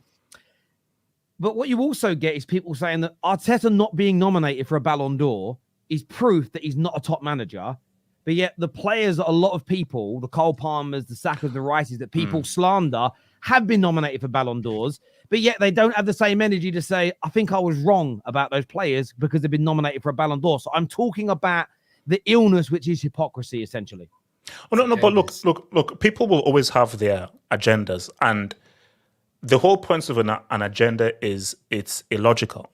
And there is no consistency with your agenda. So again, which is why I say, like, to make any statements, which no one ever does, you have to keep the same energy and have consistency. So if you're saying that, Arteta not being nominated shows that he's trash, but then as the players are now nominated, then it's like, huh? Now, on a separate issue, I actually do personally feel, and Egal, don't take this the wrong way, I don't know how Saka and Odegaard are on that list ahead of Rodyrgo. That makes no sense. And it goes even deeper as to who comes up with these lists and what is the criteria you're using to make these lists. So another thing is that should all those Arsenal players be on that list? Like, I think Odegaard should be on that list. I think he should be. Saliba should be on that list. Rice, Saka, no. You know? Rice, no. The English Leon Goretzka shouldn't be there. Rice, no. You see, yeah, okay, yeah, right, Rice and Saka. So let's break it down. It down. So let's start with Saka. Why shouldn't Saka, in your opinion, be in the shortlist for the Ballon d'Or? Because I think, first of all, for what Saliba was better than him, Odegaard was better than him. And when I look at some players who did not make the list, I don't think he was good enough to make that 30-man list. And apart from scoring that goal for England, the whole England team were garbage. So he was just unfortunate just to fall in so an England team that were garbage at the Euro. So he was not exceptional enough for Arsenal during the season. And he was in a very garbage England team. So he shouldn't be on the list. Whereas Odegaard should be on the list. Because I thought Odegaard was Arsenal's best player and was one of the best players in the Premier League. Saliba was arguably the best defender of that season. So Saliba and Odegaard were exceptional. So, and Egal, you have to agree. Like, Egal, put all bias aside. Do you believe Saka should be on that list? Put all bias aside. Yes. He should be on that list. I said put all bias aside. No, I have. Okay, how? Why? I love that. Bukayo Saka should be on that list. He was one of the best performing players in his position in Europe. Simple In as. Europe? Yeah. Debate me on that. Tell me who is better than him in his position. Are we judging? Have hope. He kept a straight face, man. Also, I think another thing is you said it right here. You're like, there's too many. So okay, so Egal, real quick. So Saka was better than Yamal. One second. I'm not even. It's a simple question. Was Saka better than Yamal last season? Yes or no? In the league campaign, yes, he was. In the Euros for 7 games, Yamal was better. He just kissed his teeth. Kiss my teeth. Am I wrong? Did I say something crazy? No, I didn't. Yes, No, you were wrong and then you were false. I'm not Saka laughing was at that. better I'm just than laughing Yamal at in the league campaign. That's not I don't think that's a conversation for debate, bro. Oh, okay, so you feel Saka was better than Yamal in the league form. so you believe Saka was better than Yamal in the league and Saka was better than Rodyrgo. So Saka deserves to be in the list over Rodyrgo. 1 second. Rodrygo is in a team where he's not one of the main talismans. Saka is literally one of the main talismans. For an Arsenal team that did what? And even if you look at the total campaign, Saka had a better campaign than Rodrygo. But he's a talisman for an Arsenal team that did what and achieved what. 1 second. You asked me a question. Let me answer, brother. Right? You said to me, why is one guy better than the other? Simply put, the only person who you could make a case should have got in over him is probably Mo Salah. He had a couple more goals than him and a Carabao Cup. But really and truly, they're not going to judge the winner of the friggin' Ballon d'Or so Yamal and Rodyrgo don't have a case. Why are we making it seem like Yamal has been this amazing player the whole season? He had a great Euros. Outside of that, no. He was very good for Barcelona, and he had an amazing Euros. What was very good for Barcelona? One of their worst seasons? Come on, bro. One of their worst seasons? What's this guy talking about? Why did Barca finish 4th or 5th last season? We see, Egal, do you watch anything outside of the Premier League? What happened in the Champions League for Barcelona? They lost. What happened in the league? No. Let's use that. No. Araujo got sent off, and Yamal had to be subbed off because they had to tactically change because they went down to 10 men. And before Araujo got sent off, Yamal gave the assist for the first goal. You asked me 2 players. Yamal, Saka had a better league campaign. 1 second. Yamal had a better Euros campaign. Saka had a better league campaign than Yamal. And by the way, Yamal made the list. Rodyrgo didn't make the list. Saka had a better league campaign than him. He had a better Champions League campaign because his team wins the fucking Champions League every year. But long story short, but Rodyrgo did nothing against Man City. Who scored twice against City in both legs in that UCL? Why don't we make the Ballon d'Or candidates a whole 11 of Real Madrid? Because clearly that's what you want to do. You just want to no. It's the best players of last season with regards to whoever you play for. I'm simply going to answer your question here. If you think Bukayo Saka was not simply one of the best players in his position in Europe to not qualify for this list, then who No. Egal, don't do that. This is a list of who are the best 30, not of what position. You asked me a question. I answered your question. You continue to ask other questions to lead up to it. So let me rebuttal with you with one simple question. You've said Rodyrgo. I've debunked it. You said Yamal. No, he's on the list. He's on the list, and I've already debunked it. Who else? Rodyrgo deserves to be on that list over Saka. You didn't debunk. I've already debunked that. Who else? How did you debunk it, Egal? Please explain. He's had a better campaign than him, not only on international level in the league. The only thing Rodyrgo has over him, he scored 5 goals and got 2 assists and won his league title. He won a league title and the Champions League. But we're not doing this solely off of how many trophies you win. Well, he played an important part in the league. He played around. If we're doing this based off how many trophies you win, 1 second. If we're doing this based off how many trophies you win, then Manchester United players should be in there because they won an FA Cup. Let's not do that. Way! But that's what the point. That's what the point is.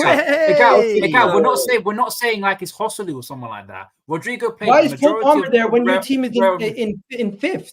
Like, because he has great stats, because he performed, because he carried your team. I'm not actually putting down Cole Palmer. I agree with that decision. But you guys saying Saka shouldn't be there, but Cole Palmer should be there is a double standard. I'm not saying Saka should be there. Right. Sorry, David. I know to act like Saka's at the bottom of like we've got 30 names and Saka's the one scraping it in. When you look at that list, I think personally is mad.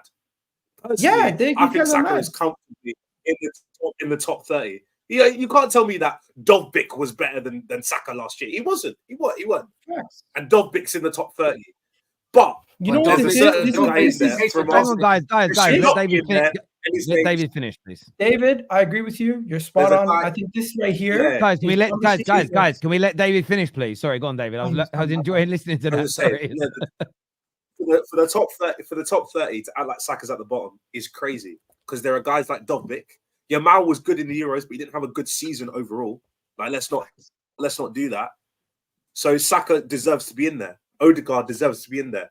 Saliba deserves to be in there. I've got no problem with them.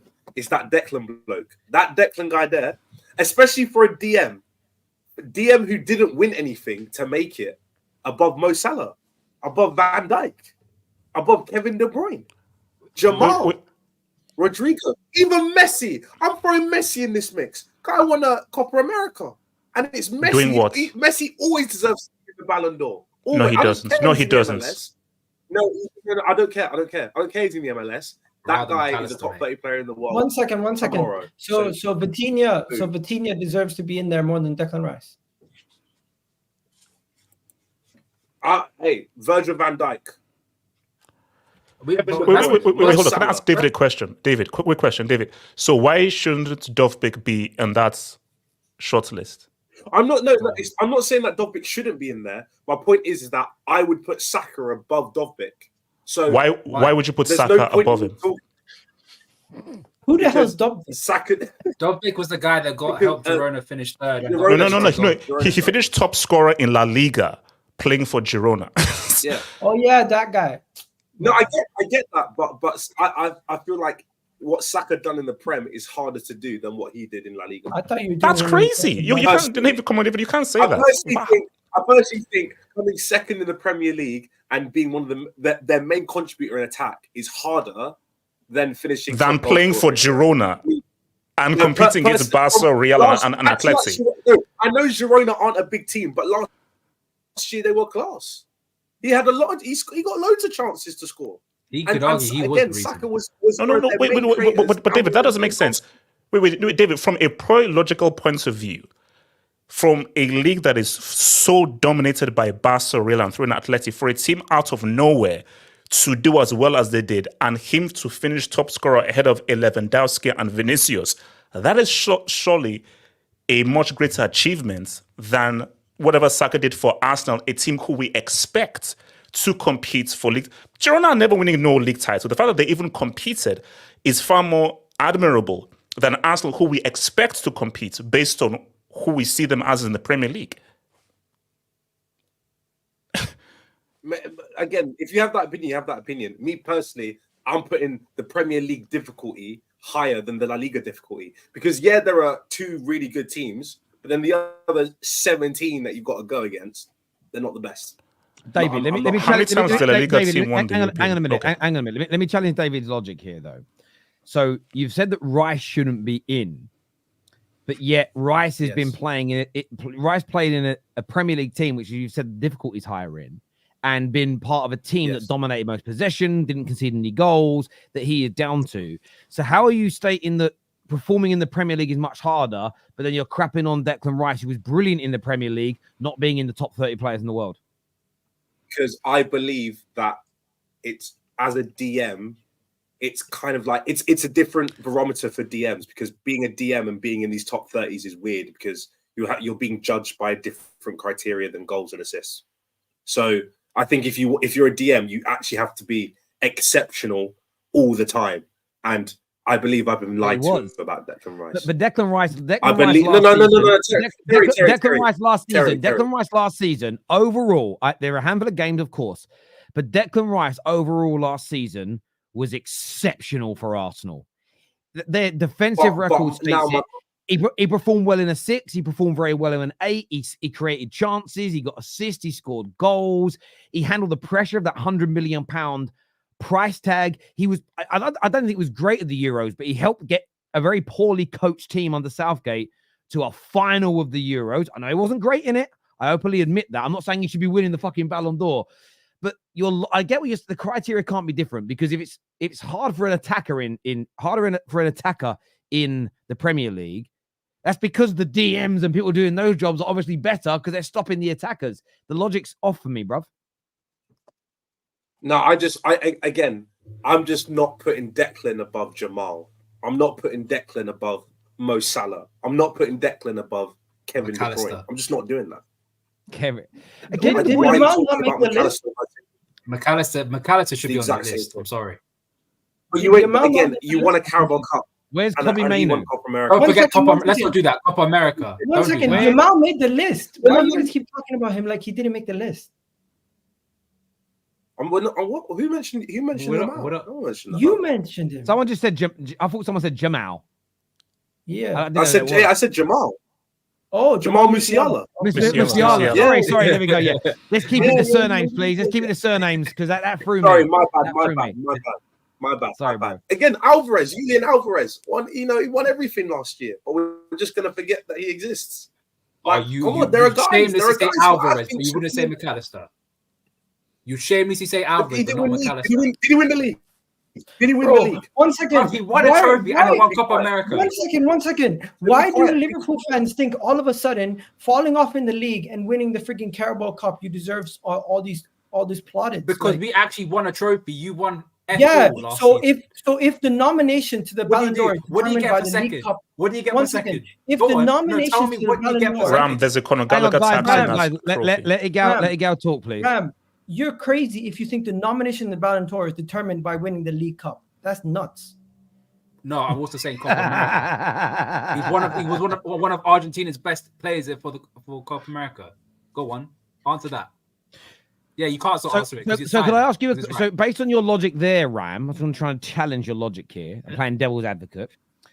Kobe Mainoo breaks into the Man United team in the hardest league in the world, has a very good season individually, dominates and bosses an FA Cup final, scoring the winning goal, bossing the best midfielder in the world in Rodri.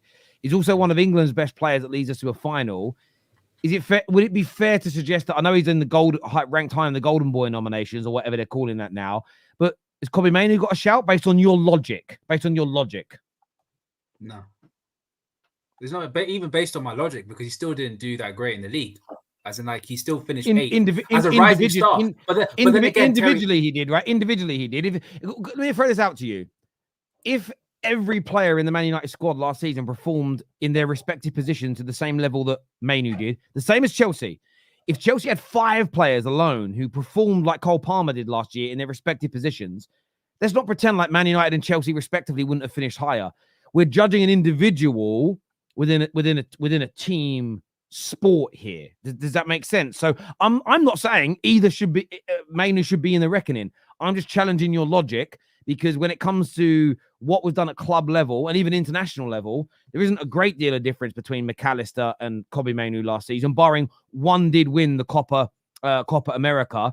But if we had a different manager, we might have won the Euros. But you can't blame Kobe for that. Imagine if Argentina had Southgate as manager, would they have what? No, let me ask you a question. If Southgate was managing Argentina, do you think Argentina win the Copa America? I think it's not as. I think they still have opportunities. They still got a great team.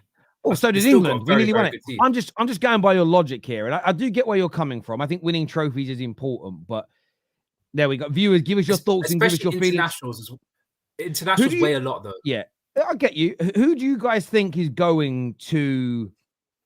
No, I'm going to change. No, I am going to ask this. I don't want to hear who you want to win. I want to know who you think, Kate, and everybody else is going to win the Ballon d'Or. Who do you think will get it? I think it'll be Vinicius Jr. He won the La Liga, the Champions League. That's why I'm laughing at all this debates because it all means nothing because I think he'll win it. And then maybe Rodri second. But yeah, for me, it's clear cut. I think if Jude Bellingham had done better, he might have been in with a shout. But yeah, I think Vinicius Jr. and I think that's the right winner for me. I think Manchester City as a club and the Premier League giving Phil Foden the player of the season makes it difficult for Rodri to win it over Vinicius, because if Rodri were to have gotten the player of the season or the PFA player of the season and he's been proven as the best player in this league and in the Euros, you have a case to say that you can't argue that he's one of the best players and he should win it. But the fact that constantly we're hearing about Foden and other players and Rodri's not being pushed up there, their own PR for Foden has kind of put down Rodri. And for me, I think Vinny's gonna win it based on the PR that he has. I agree with that logic. I agree with your logic there. It's most people that get nominated for these trophies, most of the time they deserve it. PR plays a part. I also think, but your club PR plays a part as well. And I think that there are certain players who always go under the radar. And I think it's less so now because social media is so prominent. But in my younger days, Paul Scholes was. I always wish that Paul Scholes was better looking, not ginger, and had an agent, because that guy would have won a lot more. Or he would have done. He would have won a lot more awards than he did as an example. But it's about putting yourself out there. But I do agree, it's hard that Phil Foden won all the national awards. I think who won City's, and I want to throw to the audience, who won City's internal awards? Does anyone know who won those? Foden must have been Foden. Can we check, people? I'll Google it. I'll do it now to make it easier. So, Man City Player of the Year.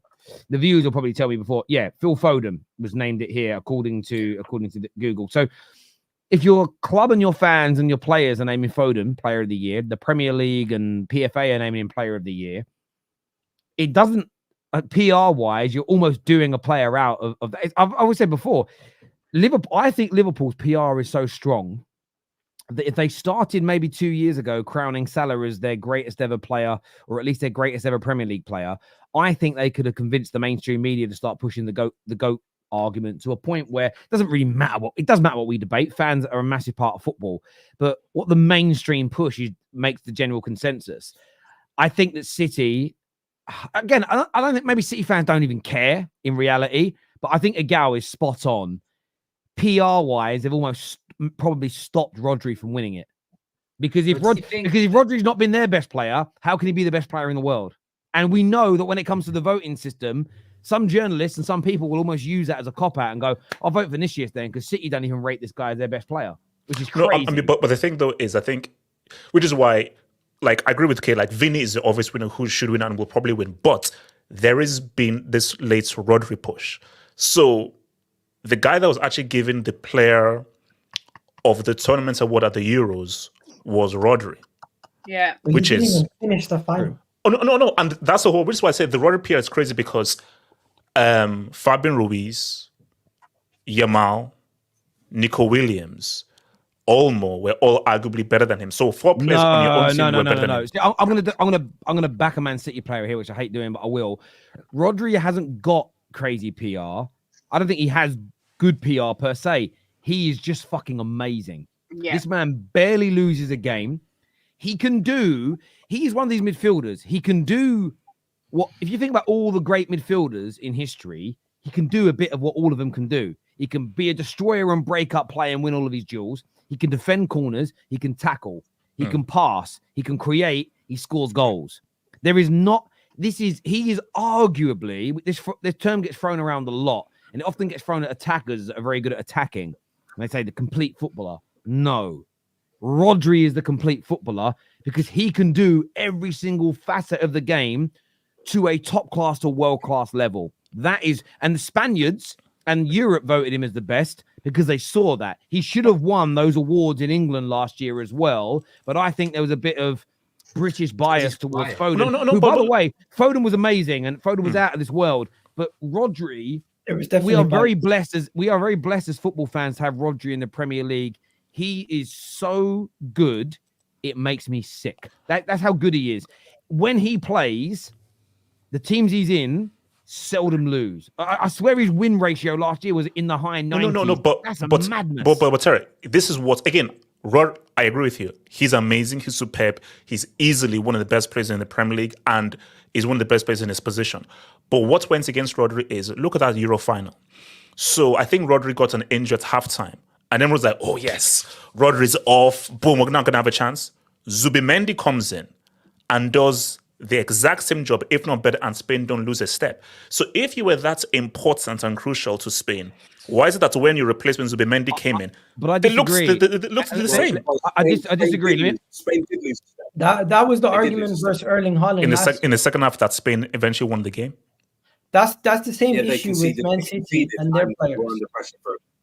But So- they weren't in yeah, the first half at all. But let me throw this out to you. Who's Chelsea when you guys were at your pomp? Think about how good you were with John. How good John Terry was. You man won a UEFA Champions League semi-final after he got sent off early in the game. Okay, that's worse than a player getting injured. It wasn't. You think, oh, we didn't lose a step when he went off. Therefore, he isn't our greatest ever centre back. It's just your team adjusted. When Rodri went off, I think England, like all our pundits, like everyone, I left by the fan park by then. I had to go back to the apartment and do a show. I get a feeling that everybody did what I heard on the radio that I was listening to. Oh, we've got a great I heard Rio Ferdinand say it because I was listening to ITV. It was coming through the car. He was like, oh, we've got an even better chance now because Rodri's gone off. And I think that got onto the players. I think the players thought, what an opportunity, opened up a little bit more and got caught out from it. And I don't think it's about Spain don't really need Rodri and Zubimendi's really good. Zubimendi isn't on the level of Rodri. Rodri went 70 games unbeaten as a player. That is a joke. That is a joke. Yeah. But you know what, Terry, the Man City PR made the same mistake, I think, even last year. I think last year Erling Haaland was not going to win it because there were so many other great Man City players being pushed for these awards also. And the same thing's happening this time also.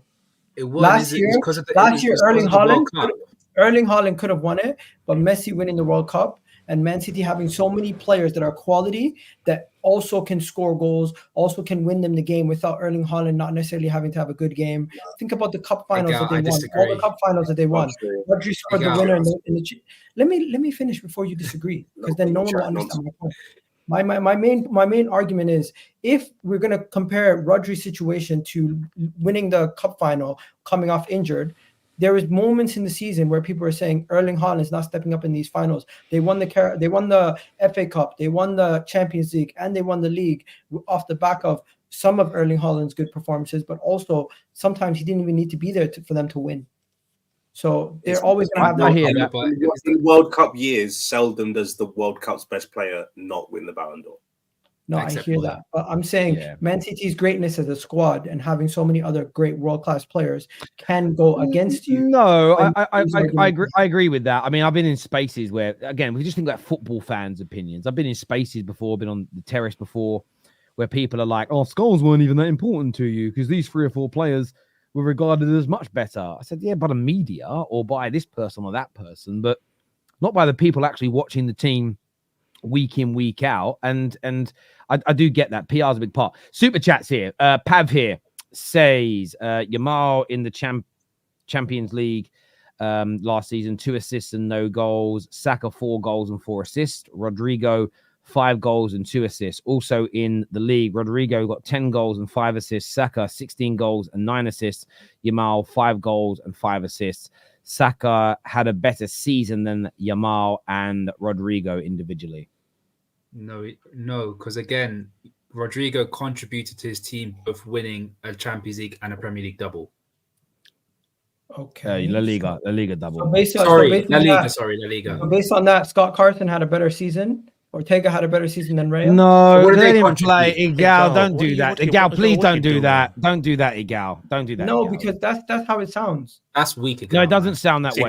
Egal, we are talking about an integral player in a team winning trophies, not someone sitting on the bench. Let's not do the Luke Chadwick argument all over again, please. Okay, but then you can't compare Doku and Son. One guy helps his team win the league. Son is just a much better player. Yeah, but Rodyrgo was a big part. Yeah, but the gap. No, thank you. But is Saka a much better player than Rodyrgo? No. Yes, I think if Arsenal had Rodyrgo in their team, they don't win.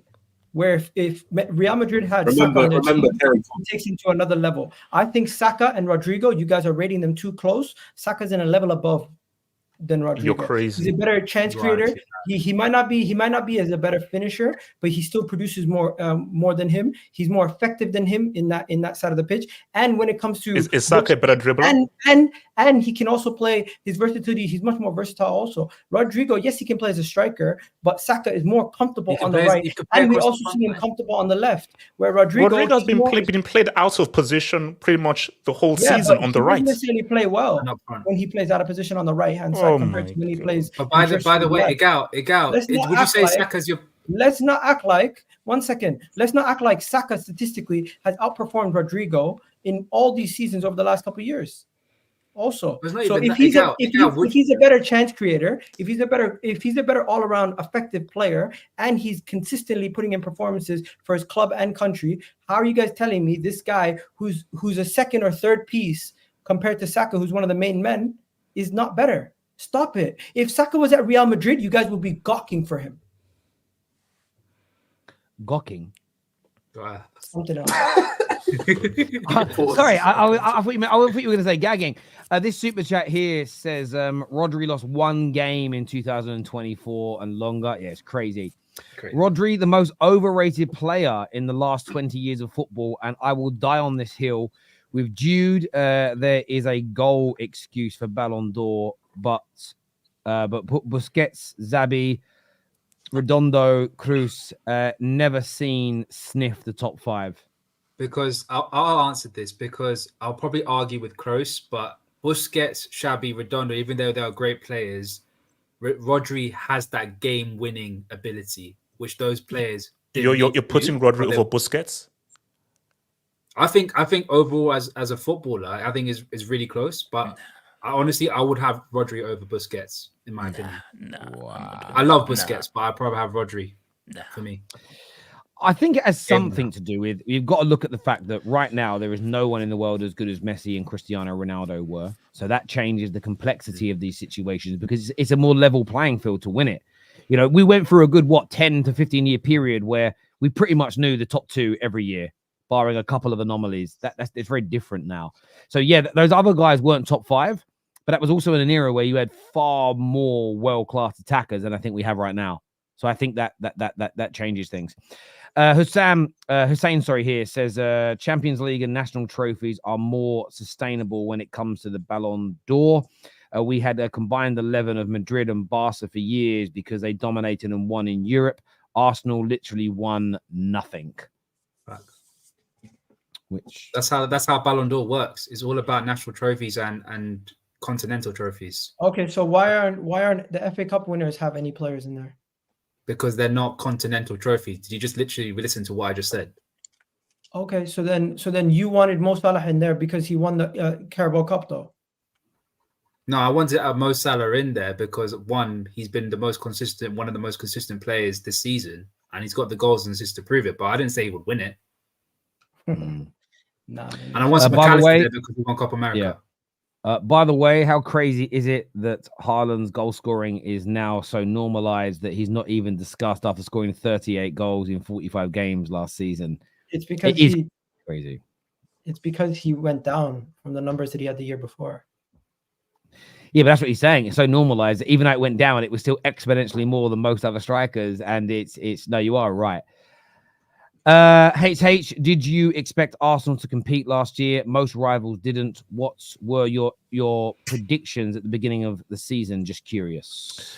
To compete last year for the league, yeah, based on what they did 2 seasons ago, and they got better in getting rights. I mean, if you're going to put 100 million on a player, I expect it to still compete. So I don't know what rivals were saying. They wouldn't say that they would not compete. What were predictions at the beginning of this year? No, the beginning of last season's, I think.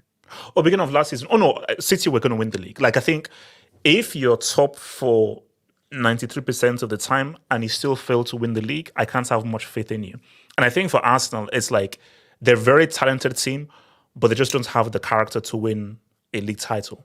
Because my thing is that I don't want to hear the excuse of like, hold on, Egal, let me land. Yeah. I don't want to hear the excuse of Pep is so good, he's so amazing. Arsenal dropped the ball twice.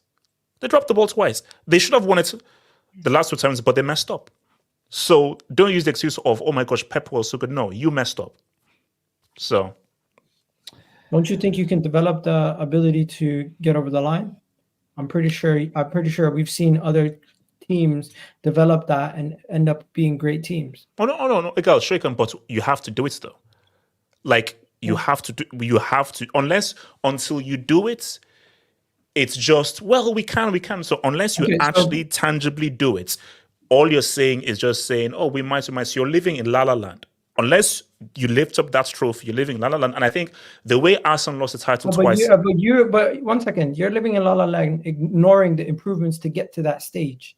I feel like you don't just wake up one day and just get to being a great team. You gradually improve, and all the gradual improvements has gotten us to this stage. But you seem to be ignoring everything because we haven't won yet. So you can't, on one hand, say you have to win, but on the other hand, ignore all the baby steps to get to that level. I don't care. I don't care about baby steps. I don't care about that. Okay, so then you don't want to. So you're one of those people. You're one of those people who you don't want to hear from anybody. It's like telling somebody go get your life sorted out, and then they come to you. They figured out half of their life. They haven't gotten the great job yet, but they got a good place to stay. They fixed themselves. But now you're saying, oh, okay, until you get the great job and you have the mansion in the car, don't talk to me. Egal, do you know what gid means? Egal, do you know what gid means? Gid. You know what that means? I don't think Chelsea knows what that means because you guys. Okay, let me try. Egal, gid means get it done. It means get it done. So Egal, all this Japanese yap. I don't want to hear it. Go win that trophy. Yeah, guys, I've got one more subject I want to talk. Sorry, go on. Nobody enjoys the journey from the outside looking in, but once it gets it done, we'll talk. I guess so. You're right. I want to get through these super chats because I've got one more subject I want to talk about very, very quickly. I want to ask this question to Egal. Gun to head, how many Premier Leagues and Champions League do you think Arsenal will win by the end of the season, 2029? So that's 5 seasons time. I think Arsenal win 2 league titles. 5 seasons time. Yeah, give us 2 league titles and a bunch of domestic cups. I don't know about a UCL. I need to see that before I believe it. I don't know why you're laughing. You can't guarantee. Egal, I'm laughing at life. Egal, I'm laughing at life. I was not laughing at you. I was laughing at life. 1 second. I think I was being quite fair there.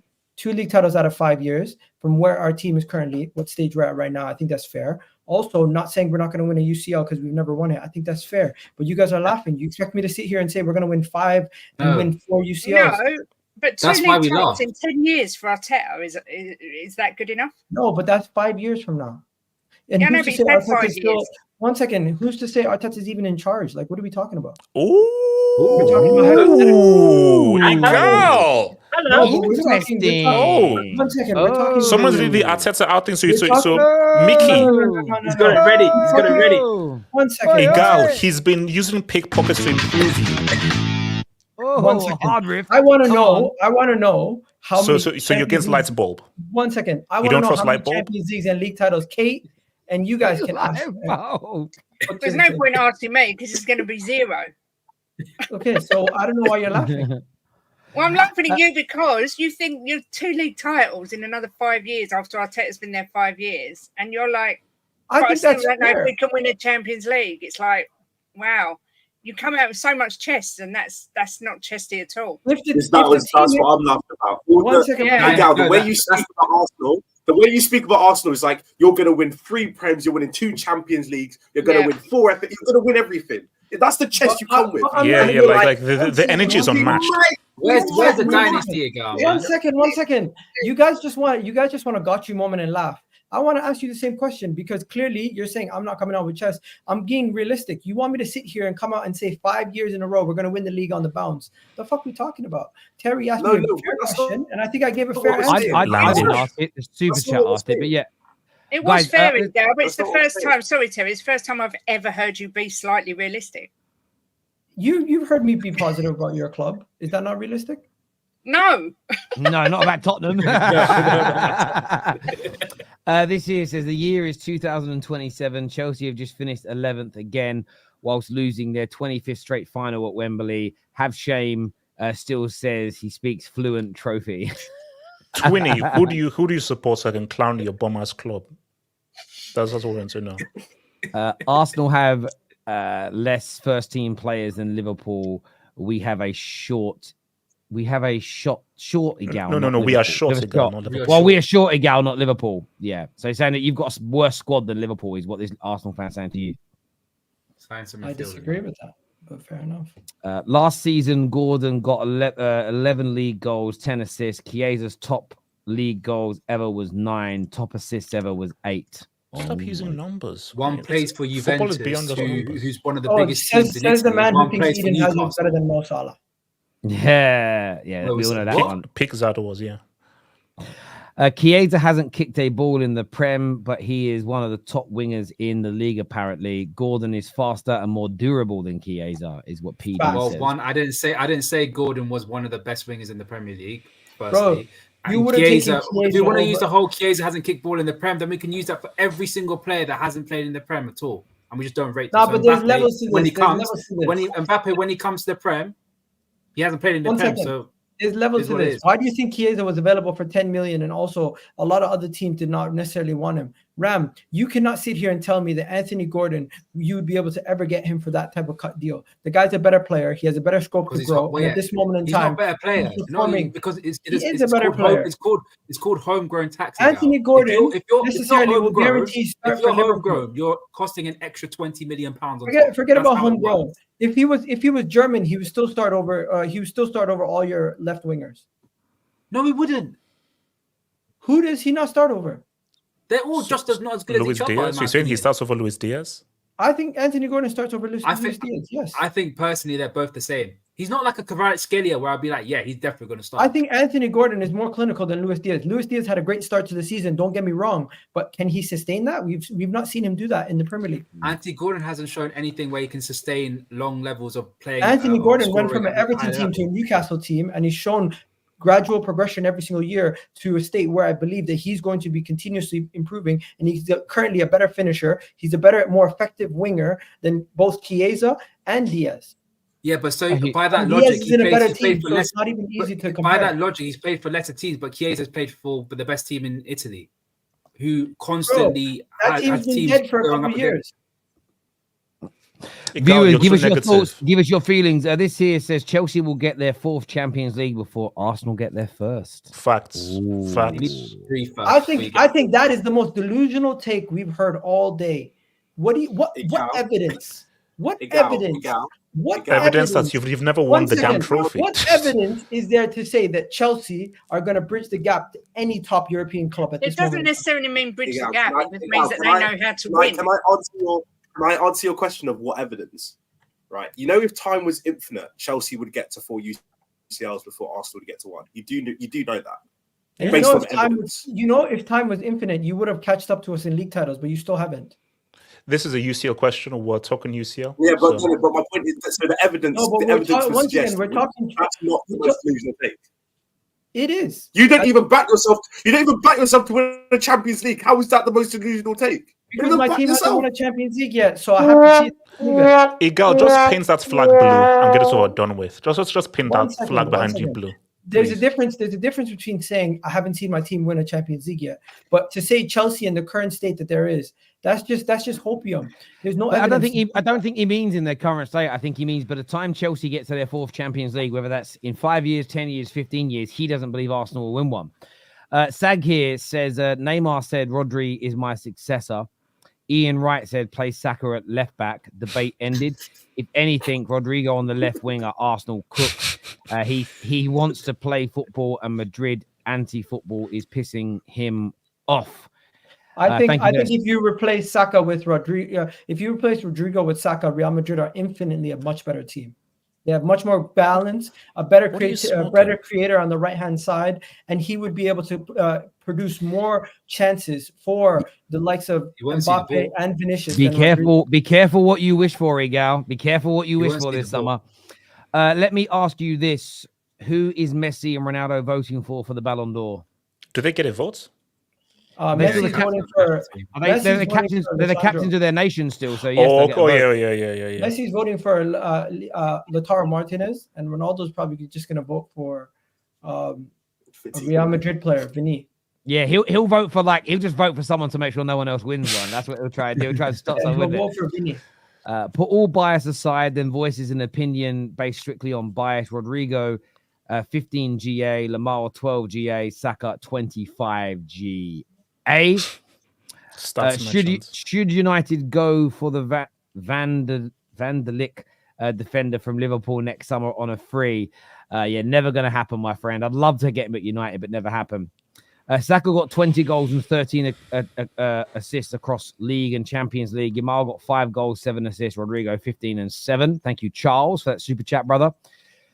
Sagnik also says 30 years' time, when we look back, we will see that the guy who lost 7-0 to United coach was the manager to knock Real Madrid out of the Champions League for the first time in 4 years. That's actually true. It's crazy when you actually deep that fact. The evidence is the finals Chelsea have had even in 11th. Thank you, Blaise. Charles here says, so if time was infinite, Newcastle win as many Champions Leagues as Chelsea. They both have 2 right now. Follow your own logic.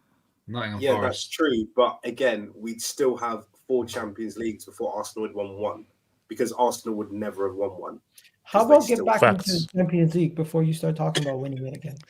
No, but Egal, you ain't won a Champions League, bro. I know why, that. Why, Egal, if Chelsea had not won a Premier League, you would tell me every time, why are you talking about a Prem? So have that energy, bro. Until you win it, don't talk about it. Don't talk, Egal, don't even mention you see get back into it. Stop thinking about winning it, because you're not going to win it. If you're not in the Egal, you've never been in the club. You've never been there. You don't even know what it's like. Boomer Guna here says, Bowley's Chelsea do they know how to win? They've sold all their winners. Cole P. Todd B. got Cole P. There we go. You rate Todd Bowley now? Todd B.